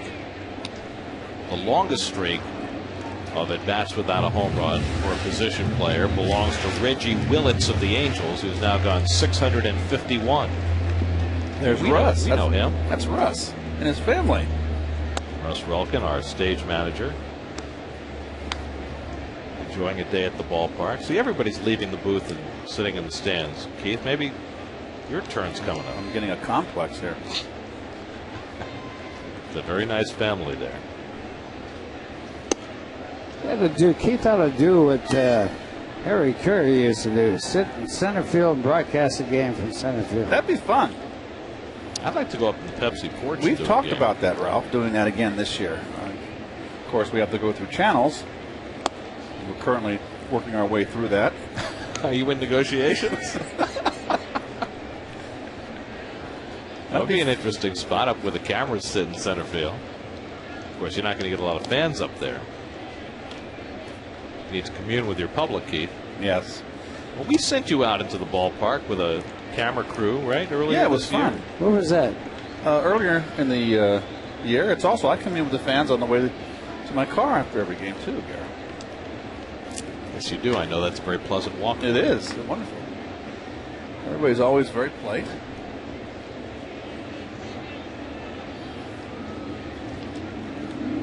Three and two to Tatis, and he struck him out. So Sanchez with back-to-back strikeouts of Francoeur and Tatis to start the bottom of the sixth. Have you heard about the Picks News at 10's Feel Good Fridays? Every week, Howard Thompson hits the streets with $1,000 to give away to a random stranger. Feel Good Fridays, it's powerful television you can only see on the Picks News at 10. View through the glass at the Acela Club. That is some fine dining up there. Got some excellent selections of vino, too. Murphy rolls one to the right side. Sanchez from his knees to end the inning. So a 1-2-3 inning for Jonathan Sanchez, helped out by Freddie Sanchez. And we go to the seventh with the Mets and Pelfrey up 2-1.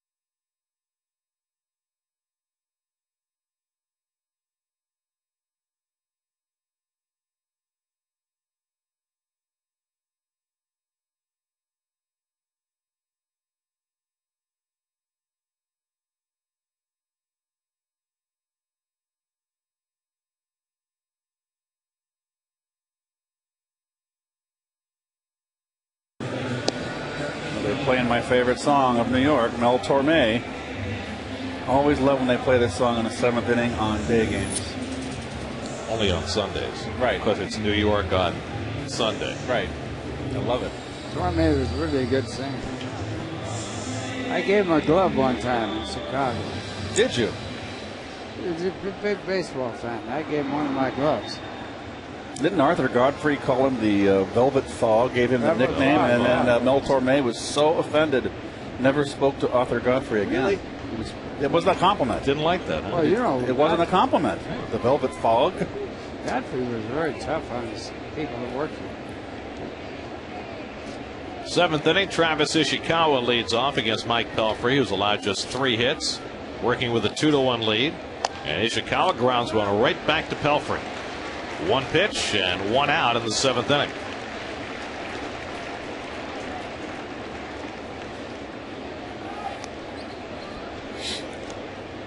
Now Juan Uribe, the shortstop, has been up twice. Both times has grounded out to the left side. Mets and Giants will finish up their series tomorrow. I don't believe the Mets are going to be wearing these retro uniforms tomorrow. I believe this is the final day. Good. These uniforms are based on a uniform that the Giants wore back in the first decade of the 1900s. said it was 1905? I believe that we looked online to look at the replicas that they wore year after year, and it most resembles the one the Giants wore in 1905. I thought the first World Series game was Pittsburgh and Boston. 1903. Is that what it was? The Giants won in 1905 because they didn't play the World Series in 1904. Yeah, the Boston wouldn't play. Don't bite your nails, Gary. You had to tell. Uribe hits another one to shortstop, and Anderson Hernandez throws him out. Aerial coverage today brought to you by DirecTV. Get every MLB game this season with DirecTV. When the Mets first announced that they were going to wear these uniforms for this weekend, and I saw that they had blue numbers on them, I wondered, because the Giants' colors are orange and black. But it turns out the Giants never wore orange and black until 1933. So back in 1905, their primary color was blue. Orange and black is Halloween, isn't it? Yep. Princeton.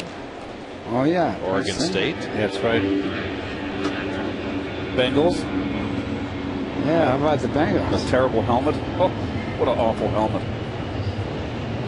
See, Palmer is back in action with the Bengals. Hit hard to short. Beautiful stop by Anderson Hernandez. And Murphy stays on the bag to get Eli Whiteside to end the inning. A hot shot for Anderson Hernandez to handle, and he handled it beautifully. He'll get a turn at bat in the bottom of the seventh. Seventh inning stretch. The Mets working with a 2-1 lead. Nifty.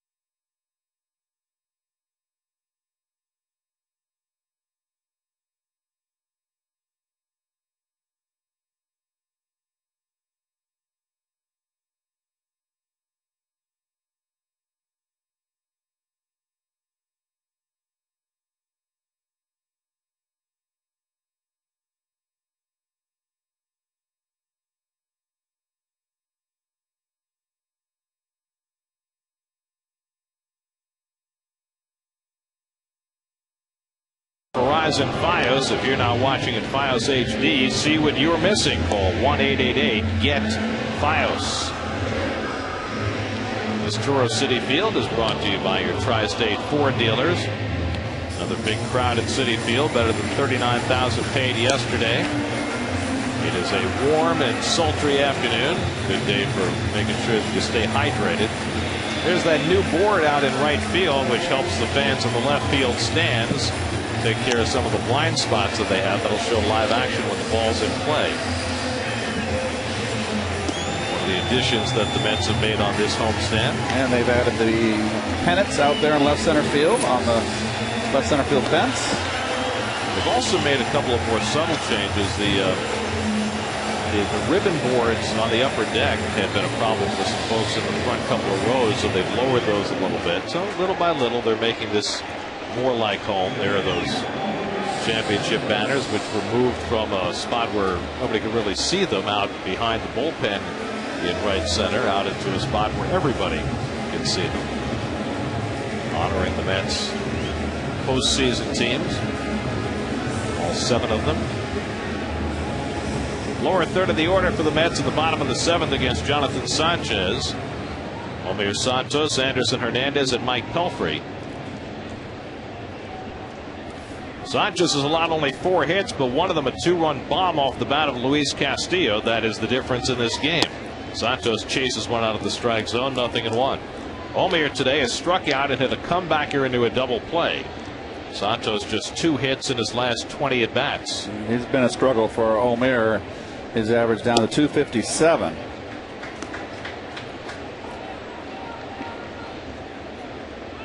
Sanchez up to 97 pitches. Not quite the strike to ball ratio he'd like, but that's pretty much the norm for him. He's pitched well today.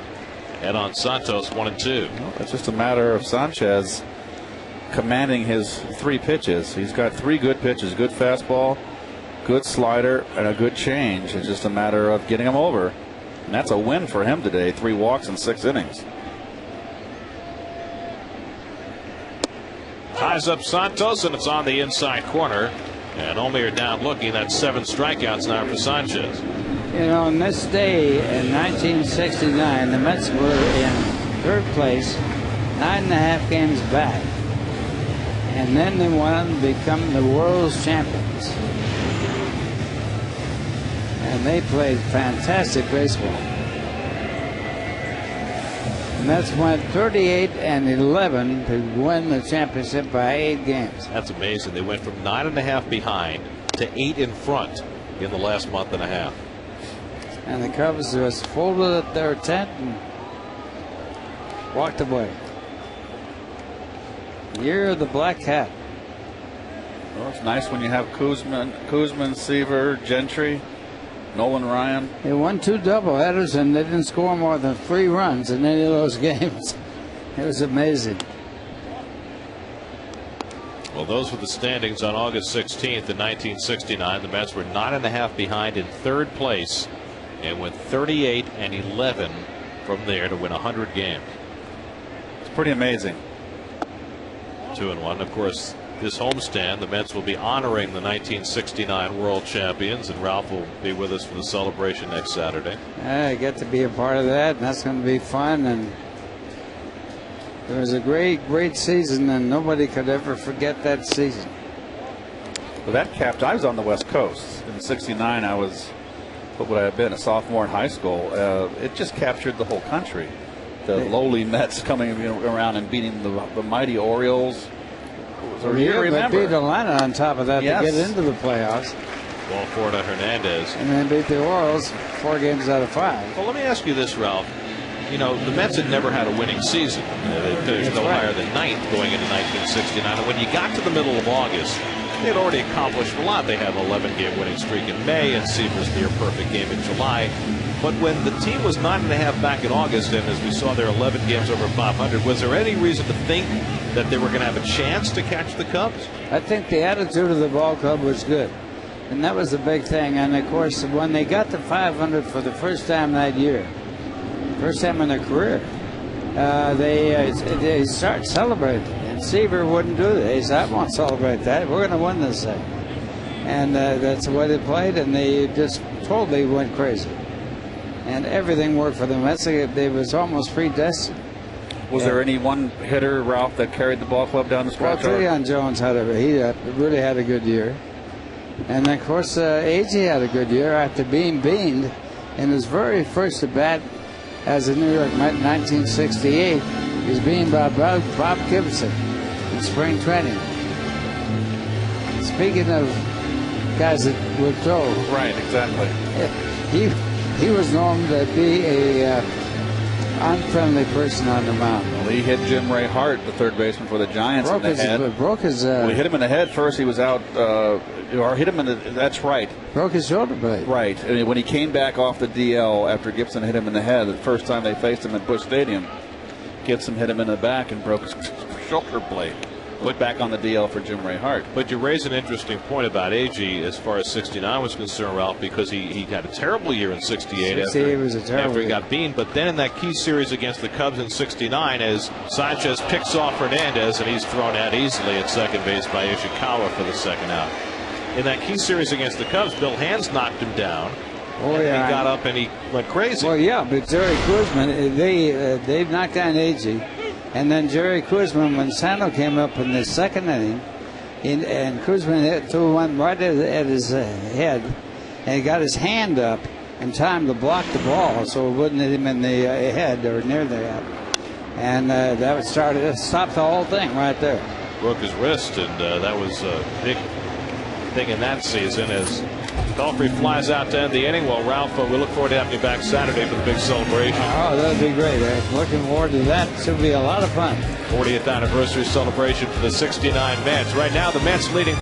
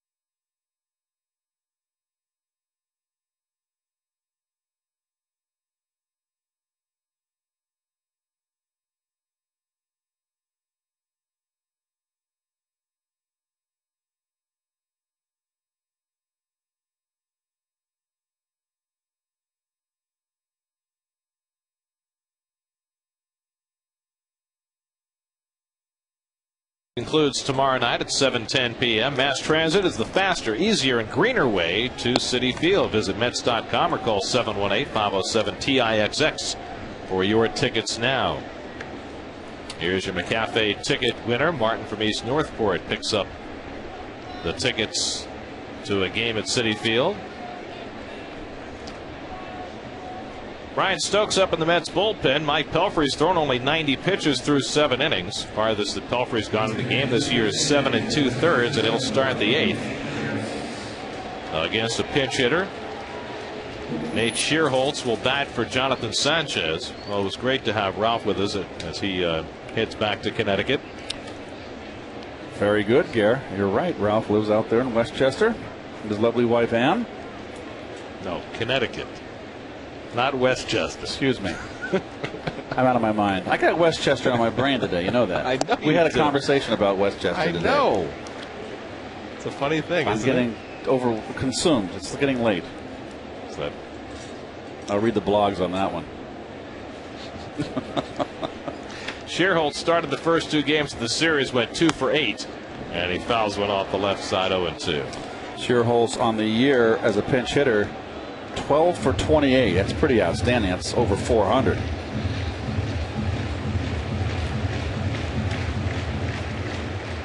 What's the next state on the list? It's a secret.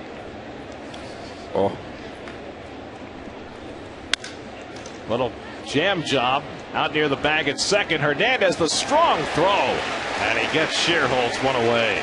Not an easy play on that ball, hit right off the handle. Well, totally jammed, and he plays the nice up hop there with 2 hands, you notice, and then knows, okay, I've got to really shake a leg here. Nicely done.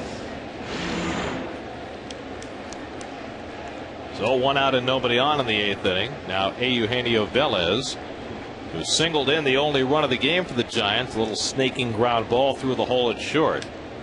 He's 1 for 2 on the day. His only hit in this series. Tomorrow night, Livan Hernandez makes the start in the final game of the series against New Jersey product Joe Martinez.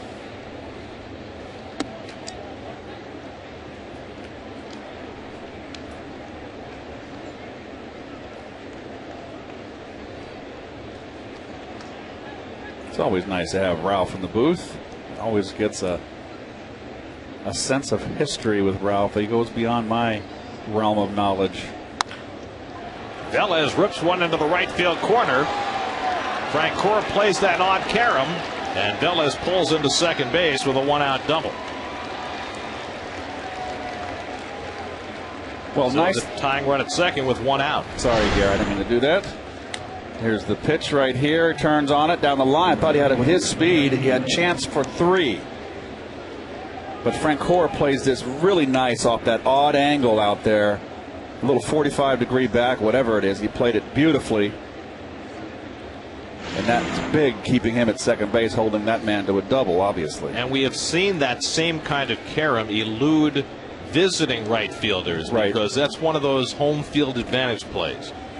So the limited amount of time that Francoeur has been a Met, he has become quite acclimated with that Mo zone out there. So now the tying run at second with 1 out. Randy Wynn takes off the plate for ball 1. Wynn's had a rough day at the plate. Struck out twice at a comebacker his last time. 8 for his last 55 now.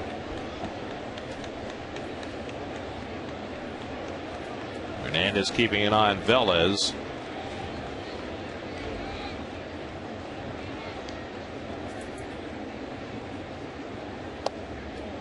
And the off-speed pitch misses, and Pelfrey behind 2-0 with Freddie Sanchez waiting on deck. Well, a big pitch right here.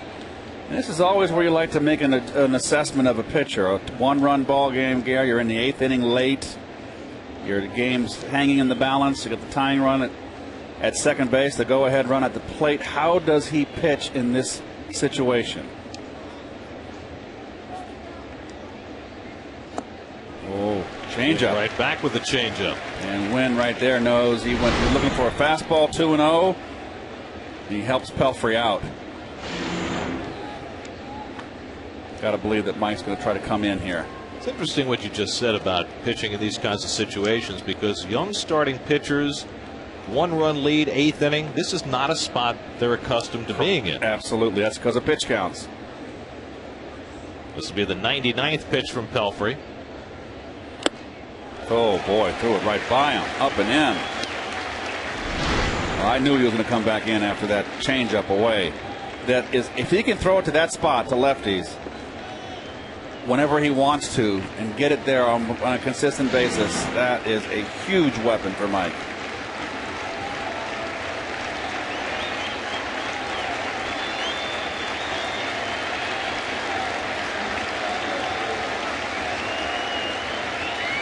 Two. This is one foul, and Wynn stays in there. Terrific strike to ball ratio. The Giants are such an aggressive swinging team. They've drawn the fewest walks in the league, not a particularly adept offensive team. This is a team that the starter can go deep against. Keep that pitch count down. Well, Mike's given up 7 home runs to lefties this year, only 9 in the season. Just missed, and a full count to Wynn. He was gone 362 at bats without a home run. Well, after 2 pitches up and in, tried to get it away and it missed.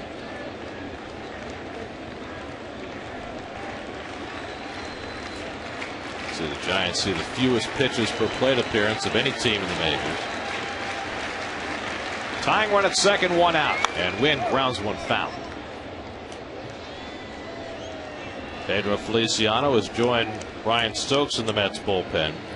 You got 2 right-hand hitters coming up behind Wynn, and Sanchez, well, then Sandoval, the switch hitter, and then the left-hand hitting Lewis.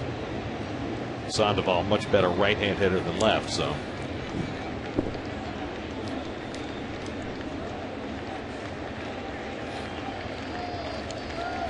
Giant bullpen is active as well in mysterious circumstances. This will be the 8th pitch of the at-bat to Wynn. And another foul ball. Making Pelf work here. One thing Mike does not want to do is issue a walk here, put the go-ahead run on base. Well, you got an ice-cold hitter at the plate and much better hitters behind him. And definitely shading Wynn to the opposite field in the outfield.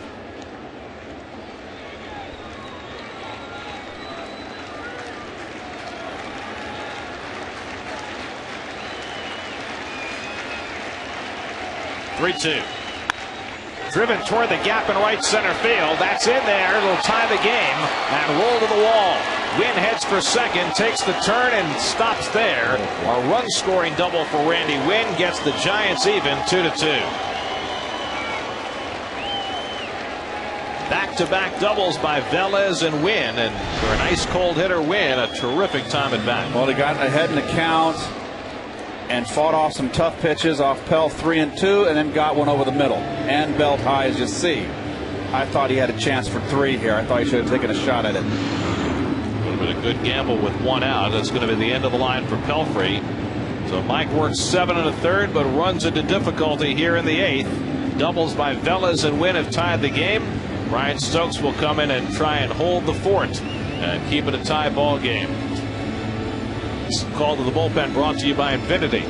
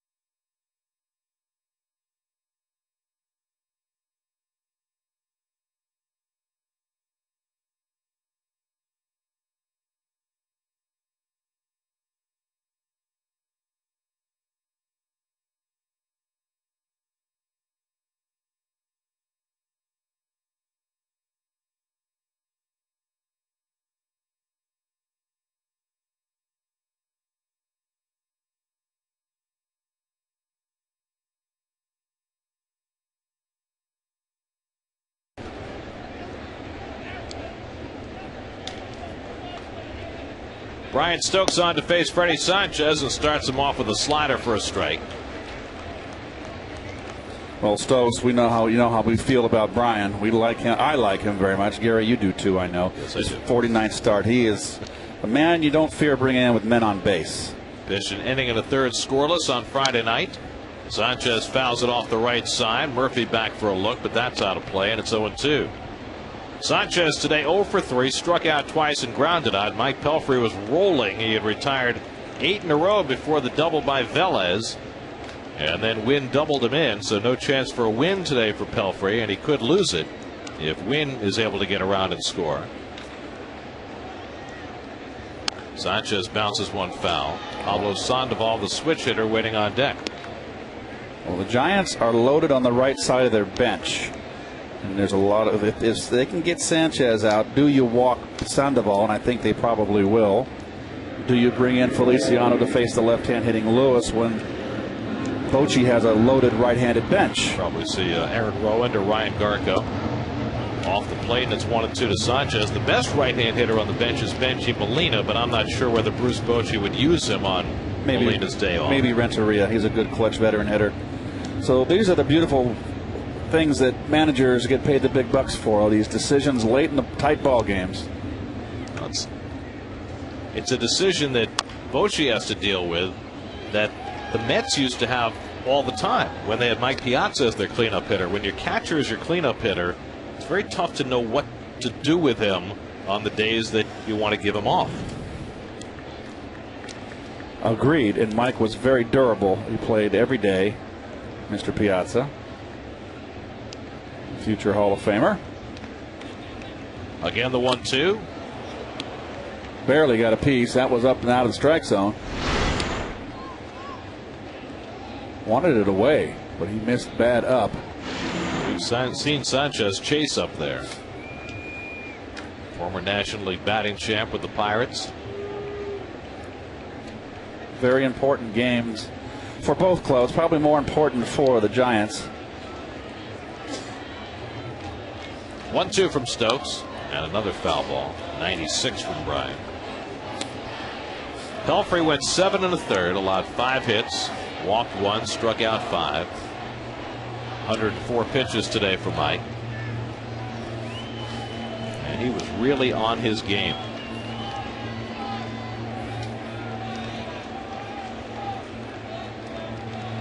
And Sanchez down swinging. Foul tip held by Santos for the second out. It looks like he threw something that dipped here. Just a sinker. And he's been using that sinker more and more, Stokes. Well, he can go up and down the ladder with him. That gives him another pitch. That's a tough man to strike out right there, Sanchez. And he struck out 3 times. He's got the golden sombrero. Now Sandoval again taking that little excursion out in front of home plate before he settles in. He's going to get walked. And the Mets will give him an intentional pass. And Fred Lewis, the left-hand hitter, will be scheduled, and we'll see whether Jerry prefers the matchup of Stokes against Lewis or Feliciano against one of the right-handed bats on the Giants bench. I would leave Stokes in. I'm with you. Mets with only one lefty in the bullpen. Giants have already used the only left-handed bat on their bench, Nate Shearholtz. This game could go extra innings. You may need Feliciano later, and then of course the other side of the coin is, well, I could lose the game right here. So let's see what Jerry decides to do.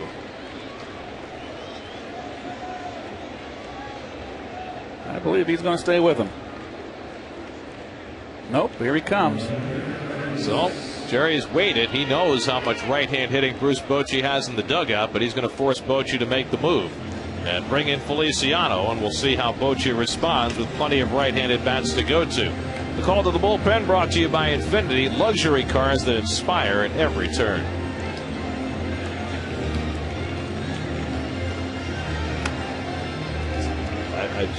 I disagree.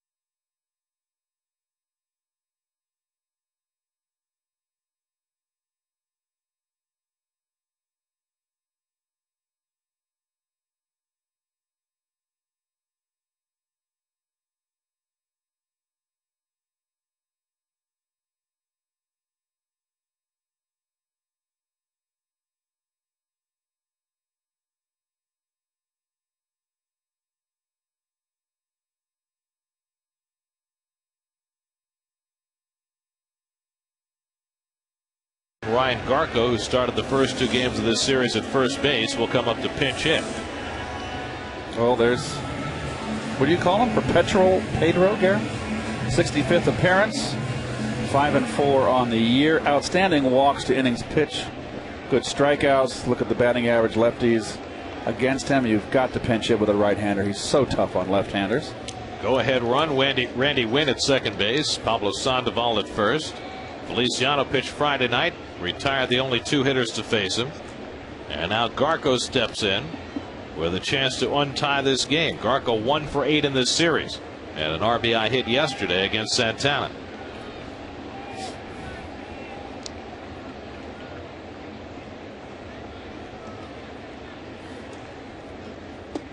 And Feliciano comes right near his knee for ball 1. Garco acquired from the Indians shortly before the trading deadline to try and boost the offense for the Giants, but Garco has hit very little since coming over in that trade. You saw his numbers. 0 for 2 as a pinch hitter for the Giants. 1 for 8 on the season.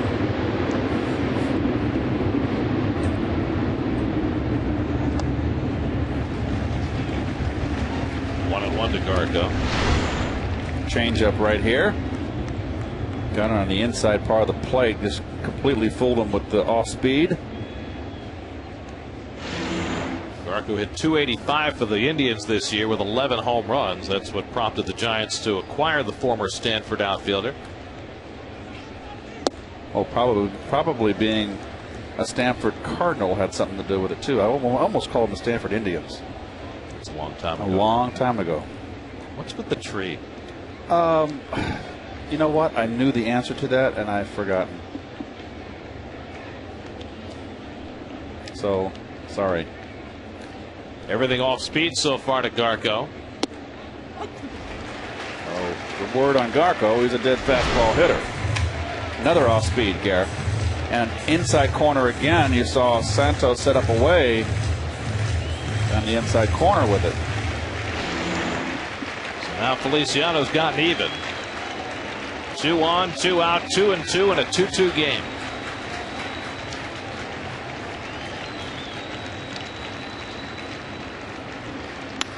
Line down the left field line.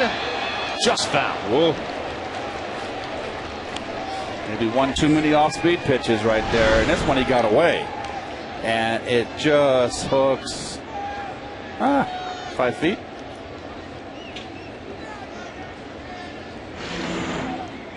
Who's counting? Too close for Feliciano's comfort. Well, let's see what he comes back with here. Not a fastball yet. And Molina looming in the on-deck circle. He's ready to bat for Ishikawa.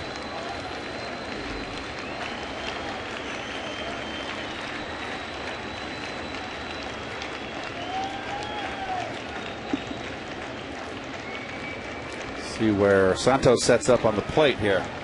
And he's setting up inside. 2-2. And again, he almost hit him.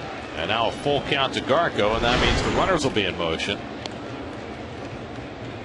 Little slider. Took something off. Came close to hitting him in the back foot.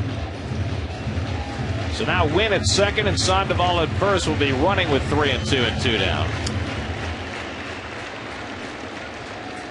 Tough go here for Feliciano against the right-hand batter.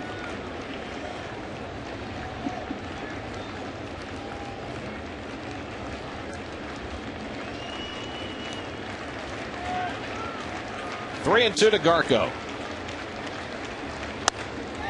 Line to second, and Feliciano gets through the inning as Castillo snags the low liner. And Feliciano gets a big out, throwing all off-speed stuff to Garco. Still tied at 2.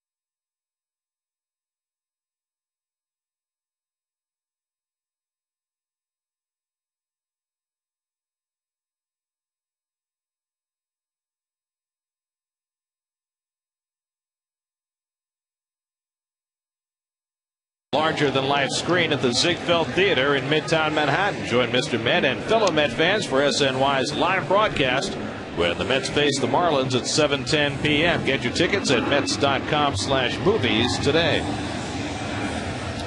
Changes for the Giants. Randy Wynn moves from right field to left field. Nate Shearholtz, who pinch hit, stays in the game in right. And on the pitch for the Giants, right-hander Sergio Romo. Meanwhile, Jerry Crawford, the home plate umpire, getting hosed down in the dugout. It is a hot day at Citi Field, and the trainer Ray Ramirez making sure that the umpires are okay. Just got a little refreshment. Probably a little ammonia water. I don't know if they do that anymore, but that was always very refreshing in St. Louis. Had it in New York also. And you see the new reliever, Sergio Romo. It doesn't remind me of Enrique Romo. The 26th game of the year. 3-1 record. Not a good ERA. And there's K-Rod out there trying to redeem himself today, hoping for a save opportunity in the ninth. Came into a tie game yesterday in the ninth, pitched a 1-2-3 ninth, but then gave up the game-winning home run to Molina in the 10th. I think Enrique Romo was a lot bigger than Sergio Romo. Yes. Angel Pagan leads off the home eighth. Sergio goes 5'11", 185, a California native. Actually faced Enrique Romo. Didn't he pitch with the Pirates? Yes. That's where I faced him. Castillo, who has the big blow in this game, is on deck.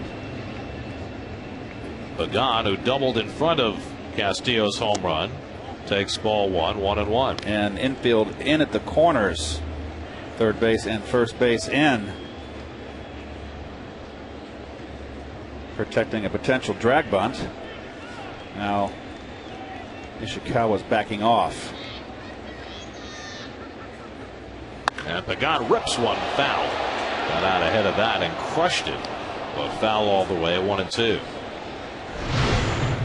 Just a little bit out in front. Oh my goodness. A little bit out in front. That was a pitch to drive. Too quick. Pagan with 2 out in the 5th drove one to left center. That was as a right-hand batter, and Fred Lewis had it pop out of his glove for a double, and Castillo followed with a 2-run homer, and that's the Mets scoring for the day. 2-2 now to Pagan. By the way, you against Enrique Romo, 421. What did I do? 8 for 19. Well, that's pretty good. Yeah, I'll take it. You do that against everybody, you probably, yeah. You know. Well, unfortunately, there's Seavers and Kuzmans and Nolan Ryans out there. Breaking ball fouled off.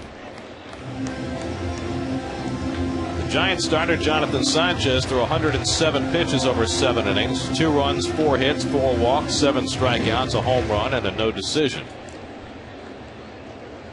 Yesterday, the Mets were down 3 runs when they came up in the 8th inning, rallied to tie, only to see the Giants win it in the 10th. Now tied going to the bottom of the 8th today, and a breaking ball in there for a call, strike 3. Pagan down looking for the first out. Well, the old backdoor slider here, and took something off of it. Pretty good pitch. That will get a lot of hitters. Here's your Mets upcoming schedule, brought to you by Subway. Eat fresh. One more game with the Giants tomorrow night. Levon Hernandez against Joe Martinez, and the Braves are in for 3, and the Phillies for 4 before the Mets start a long road trip to Florida, Chicago, and Colorado. Well, here's Castillo, who broke a 475 at bat home run drought by clocking one into the second deck in left field. Beautiful shot right there. That's got to be from the Modell zone, huh? The Mo zone? Right behind Shearholtz, the right fielder. What a great shot. And Louis pops one up in foul ground. Sandoval and Uribe, and Sandoval can't quite grab it as he hits that railing very, very hard. He may get the wind knocked out of him there. That hit him right in the chest. Got the glove on the ball and then went full speed into that padded railing. And that railing doesn't give. He checks out where it is. Nice effort. Oh, got him more in the stomach, so that's better than getting it in the rib. If it had been the ribs, anything could have happened, even though it's padded.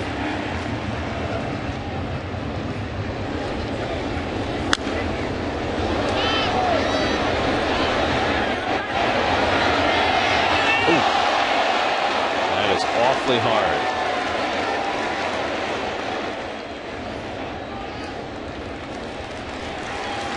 God, did Uribe say you got room? I just couldn't quite. I'm not sure exactly what he said. We'll take another listen.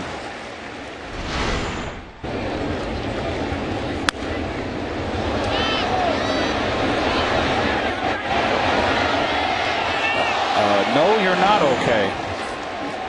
Thanks for the tip. Well, Santana tried to drill Sandoval yesterday and missed him. The railing made up for it. That was quite a shot. So it's a strike to Castillo.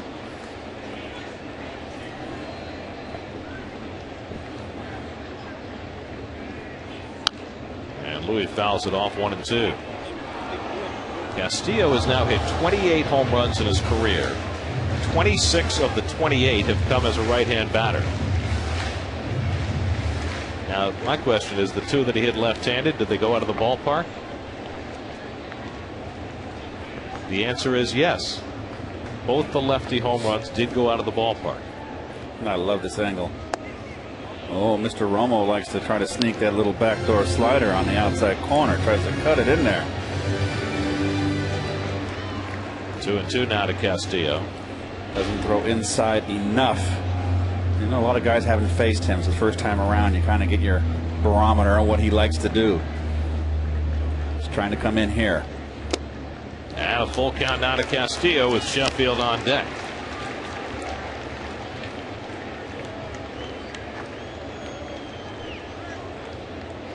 Who was pitching for the Marlins today? Gar? First game. He's throwing a heck of a game. Not certain.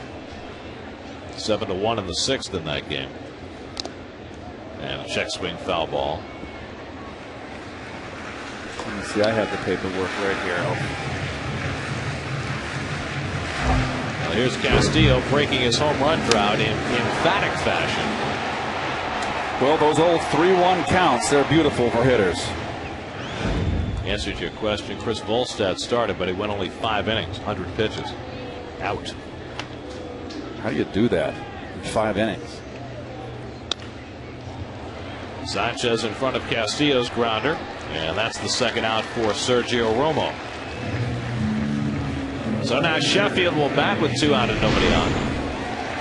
Well, we're going to give you a little replay here from this angle. That's nice. We should keep a camera out there. Bill, why don't you, Mr. Webb, why don't you lobby for that camera the rest of the year? Did you mention the backup on the right fielder? The right fielder. You can always never assume that the second baseman's going to catch the ground ball. There's our man. Who is that? Petey? Man on the handheld. Good job. Here's Sheffield, and he takes a breaking ball low and in. Sheffield has walked, singled to center, and popped up 1 for 2.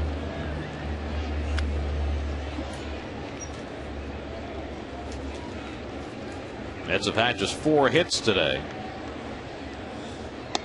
And a slider for a strike, 1-1 to Gary.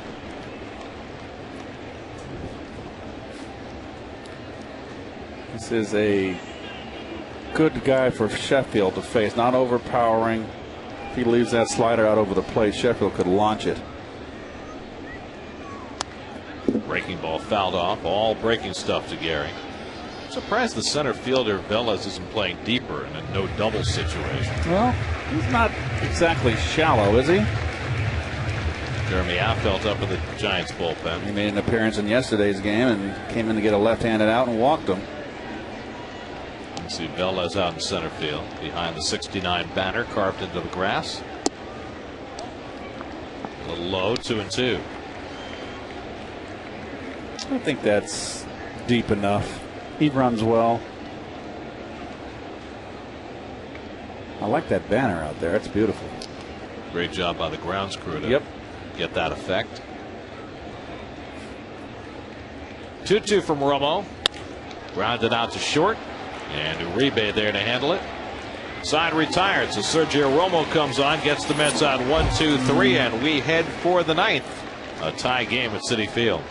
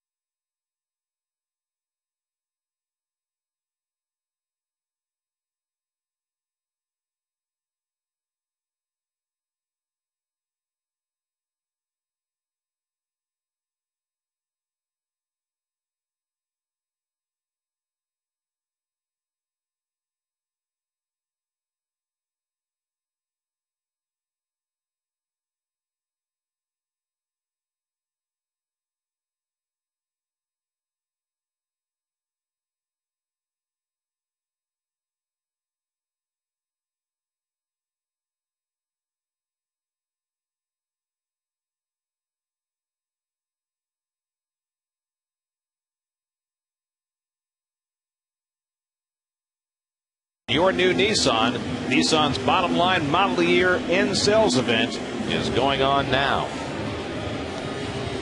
Changes for the Mets. Corey Sullivan comes in to play left field. He'll bat ninth as Gary Sheffield comes out and Francisco Rodriguez comes into a tie game in the ninth, same as yesterday. So a little flip-flop with the lineup, and you see the 54th game for K-Rod. Throwing more fastballs now, going after hitters aggressively. Left that fastball out over the plate a little bit to Molina when the home run that tacked an L on his record there, his fourth loss.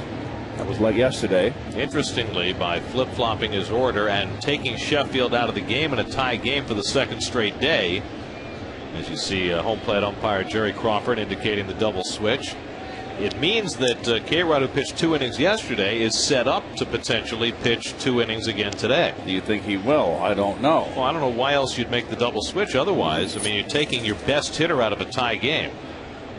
I can't think of any other reason to do that. As Ishikawa takes a curveball for a strike. I mean, would you bring in Sullivan just for defense in a tie game and take Sheffield out if you weren't trying to get an extra inning out of K-Rod? Are you concerned about Sheffield's legs? A doubleheader on a hot day, extra innings potentially? I don't know. Ishikawa hits one off the end of the bat. If it stays fair, it's a hit, but it trickles foul. Ball just had enough side spin on it to get it across the line, and it's 0-2 to Ishikawa.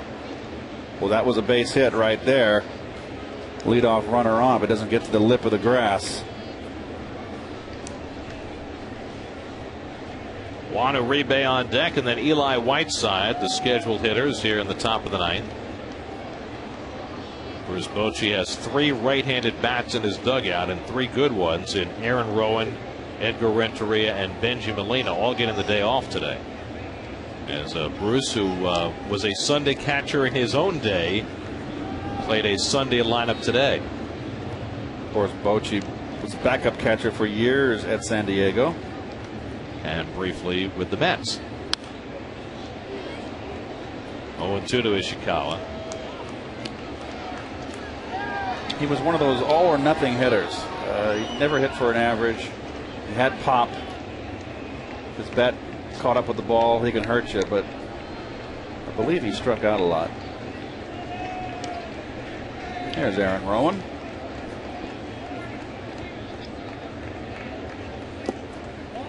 Taken low by Ishikawa.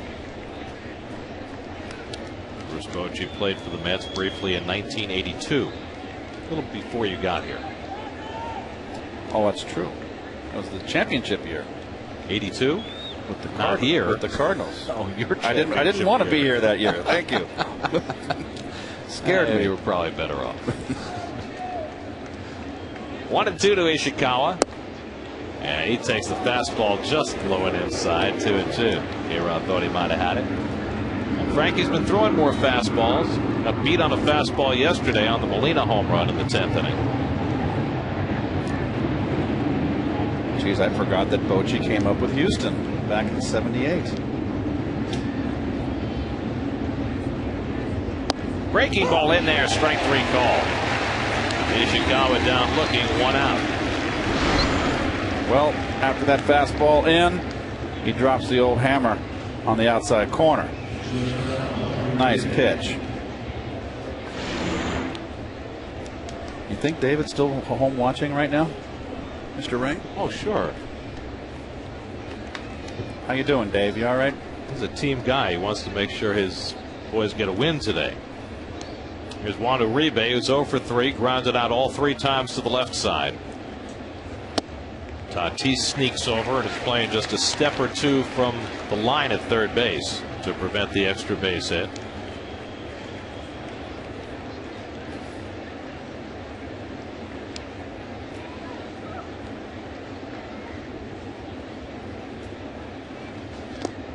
And Uribe chases one. 0-2.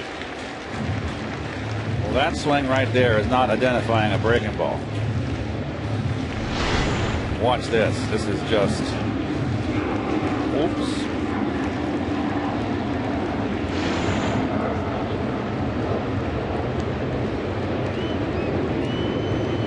So why not throw him another one?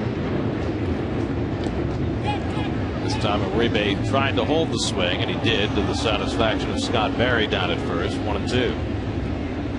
Juan Uribe, whose uncle Jose once played for the Giants. Jose Uribe started his career as Jose Gonzalez and then became Jose Uribe. He was the player to be named later. There's Bob Howery up for the Giants, former Cub. Hard thrower. 1-2 to Uribe. And he just got a piece of that to stay in the at bat. Another one that caught Santos, who's nicked a couple of times today. Marked man. He must feel like that bounced up under like his armpit almost. Jeez. When October comes, every part of a catcher's anatomy is battered and bruised. Sit in a tub for a month.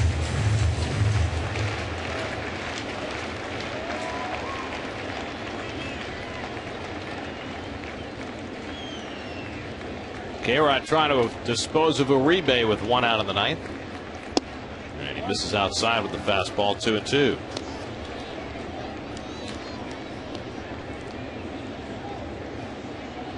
Catcher Eli Whiteside waiting on deck.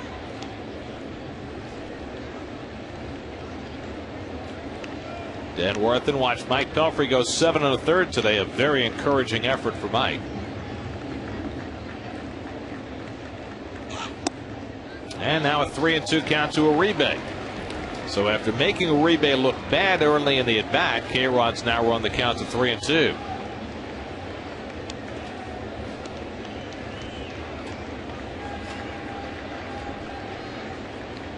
That's a good look at Bobby Howery getting loose. That's got to be a handheld camera. 3-2 to Uribe. He struck him out. Back-to-back strikeouts for Francisco Rodriguez to start the night. This Thursday, join us back here on Picks for a special edition of the Picks Game of the Week. Jeff Francoeur goes up against his former team as the Mets welcome Chipper Jones and their old rivals from Atlanta to Citi Field. The Mets battle the Braves Thursday night at 7, right here on Picks. Oliver Perez will open that series against Derek Lowe. Bobby Parnell against Jair Jurgens. Then the Thursday night game, Johan Santana against Kenshin Kawakami. Here's Whiteside. Pops one up in foul ground. Murphy coming over. Sliding, but he can't get there. After seeing Sandoval hit the railing hard in the last inning, Murphy taking the more judicious approach. So Santana will miss the series against the Phillies. He will not pitch the 4 games against the Phils. Correct. Any of the 4 games, I should say. Phillies are here next Friday through Monday. So he'll open the road trip in Florida, presumably. That's a nice road trip right there. 3 nice cities. Miami, Chicago. I have not been to Chicago in around 4 or 5 years. Are you going? Mr. Gowdy has always given Ron Darling that trip. I've got it this year. I'm looking very much forward to that. Do you think they, for some reason, were reluctant to send you to Chicago? I have no idea. I stopped disco dancing a long time ago. I mean, you know, many players have met their match in Chicago. Well, that's what I'm talking about.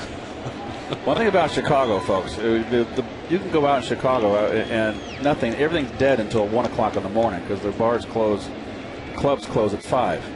You can walk into a club at 11 o'clock and it's empty. 12 midnight, it's empty. Come back at 1, it's packed. And I thought New York was the city that never slept. Well, New Yorkers just go 24 hours, 24/7. So you're saying Chicago just gets a late start? I understand people that live there, the players that played there, they would go home after a day game. You have dinner, they'd take a nap if they wanted to go out, and then go out. No, mate, don't ask me. Players take much better care of themselves today. Whiteside fouls one back. Well, you know, in the old days when they played nothing but day games in Chicago, it was said if you were a player who had a family and kids, it was the one place where you could have a normal family life. Exactly. Running up in the Mets bullpen. Because baseball is the worst sport for family life. All the travel, playing every day, night games. Your kids are in school in the early part of the season. You don't see them. They come home from school at 3, you're gone. 3-2 to Whiteside with 2 out and nobody on. He struck him out. Francisco Rodriguez strikes out the side in the top of the 9th. Now the Mets will set about trying to win it in their final turn with Francoeur, Tatis, and Murphy.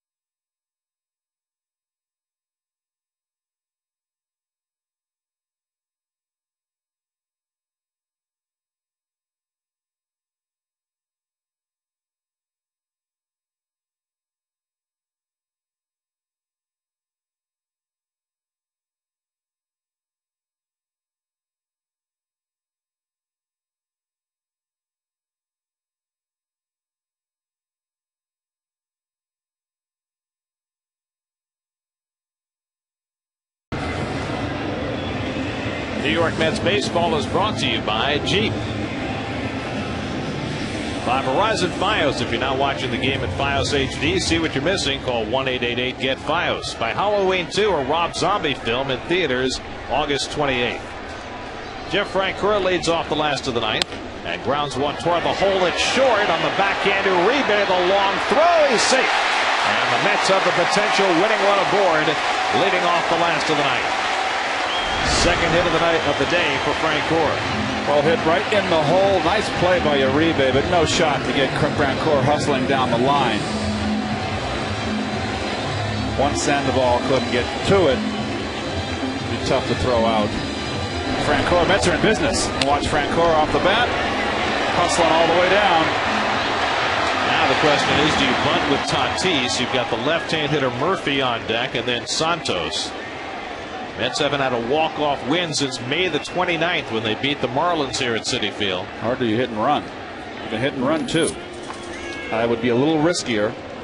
I just know you got your fifth hitter up. You know, just don't want to waste Tatis, even though he's not having a great year. He's still a very veteran bat up there with Pop. Of course, the downside is he's grounded into a lot of double plays. He's going to bunt. He's showing bunt.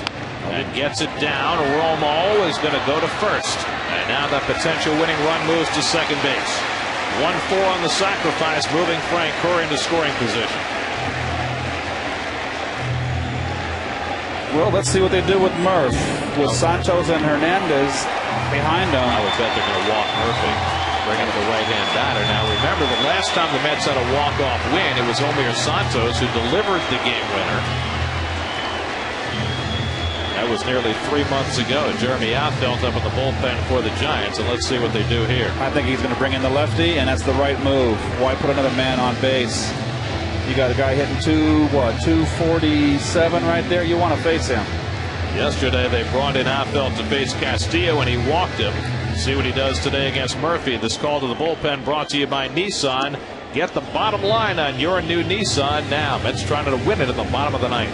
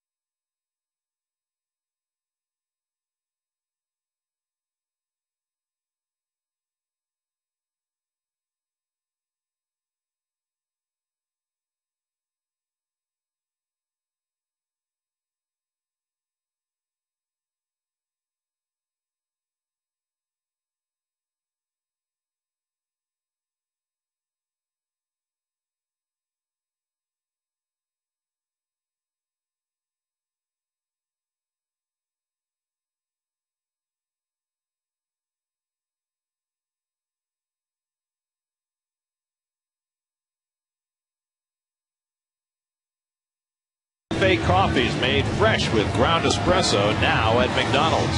And by Lexus, who invites you to the Lexus Golden Sales event. Hurry, ends September 7th. Aerial coverage brought to you by DirecTV. Get every MLB game this season with DirecTV. The veteran left-hander Jeremy Affeldt will come out of the bullpen to replace Sergio Romo, who leads after an inning and a third. Veteran left-hander, you are correct. 52nd appearance. You can see having a good year for the Giants, a very good year. Came up originally in 02 with Kansas City. Played around 3-4 years there. Colorado for 2 or a year and a half, and then Cincinnati last year. Now the Giants. He was a big member of that Colorado National League Championship team in 07. Yeah, you see the defense and shaded a little bit to the opposite field. Big gap in right center field. That's the proper defensive setup against Murph. And not very deep, because a single could win it for New York with Francoeur at second and 1 out. And they've got Uribe, the shortstop, holding Francoeur close, and he shouldn't be doing that. It should be the second baseman doing this, or Uribe is going to do it. He's got to peel off and take away that hole. Look at Sandoval at third if he can get a shot. He's way in the hole right there. Properly so. Cut off that 5.5 hole, as Tony Gwynn used to call it. 0-1 to Murphy, who's 0 for 3 today. And he takes the fastball low and in, 1-1. Omir Santos on deck. Well, they're going to pitch Murph in.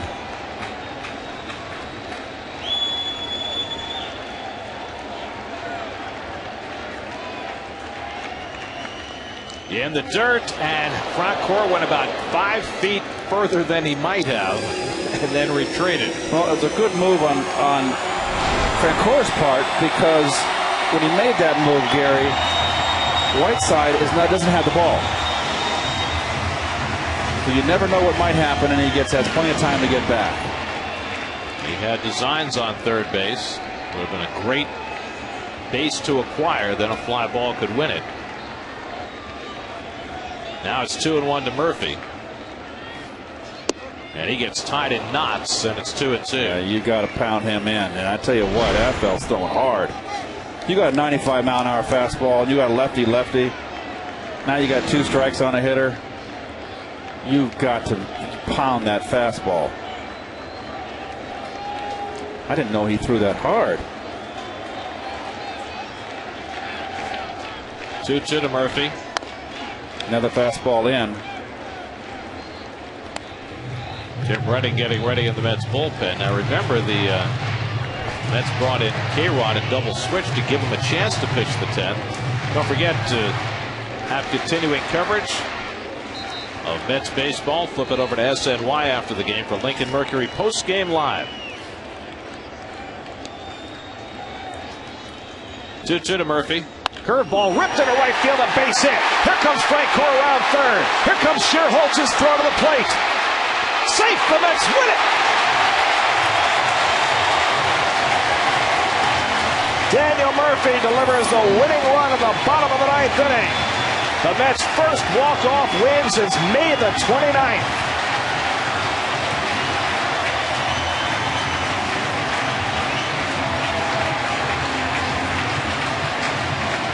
Well, nice at bat by Murph. And one thing that Murph's always going to do, he's going to hang in there. 2 straight fastballs inside, set up for the slider, but look what the slider is. Hanging right there. And when you make a pitch like that, you should pay for it. And Whiteside that we saw, I'm sorry, not Whiteside, a Shearhorse, not a quick release on his throw home. A nice one-hopper, but just in front of the throw, Francoeur. Big win for the Metsies. That hesitation by Shearholtz might have cost him. If he'd gotten rid of that ball without patting the glove, he might have gotten Francoeur at home. But Murphy with the walk-off hit, the Mets' 4th walk-off win of the year. They've taken 2 of the first 3 in the series from the Giants as they win this one 3-2. And a reason to pump your fist and celebrate as the Mets put a hurting on Murph and a bigger hurting on the Giants, who've now lost 6 of their last 9 as they struggle in the National League wild card race. Let's go down to Kevin.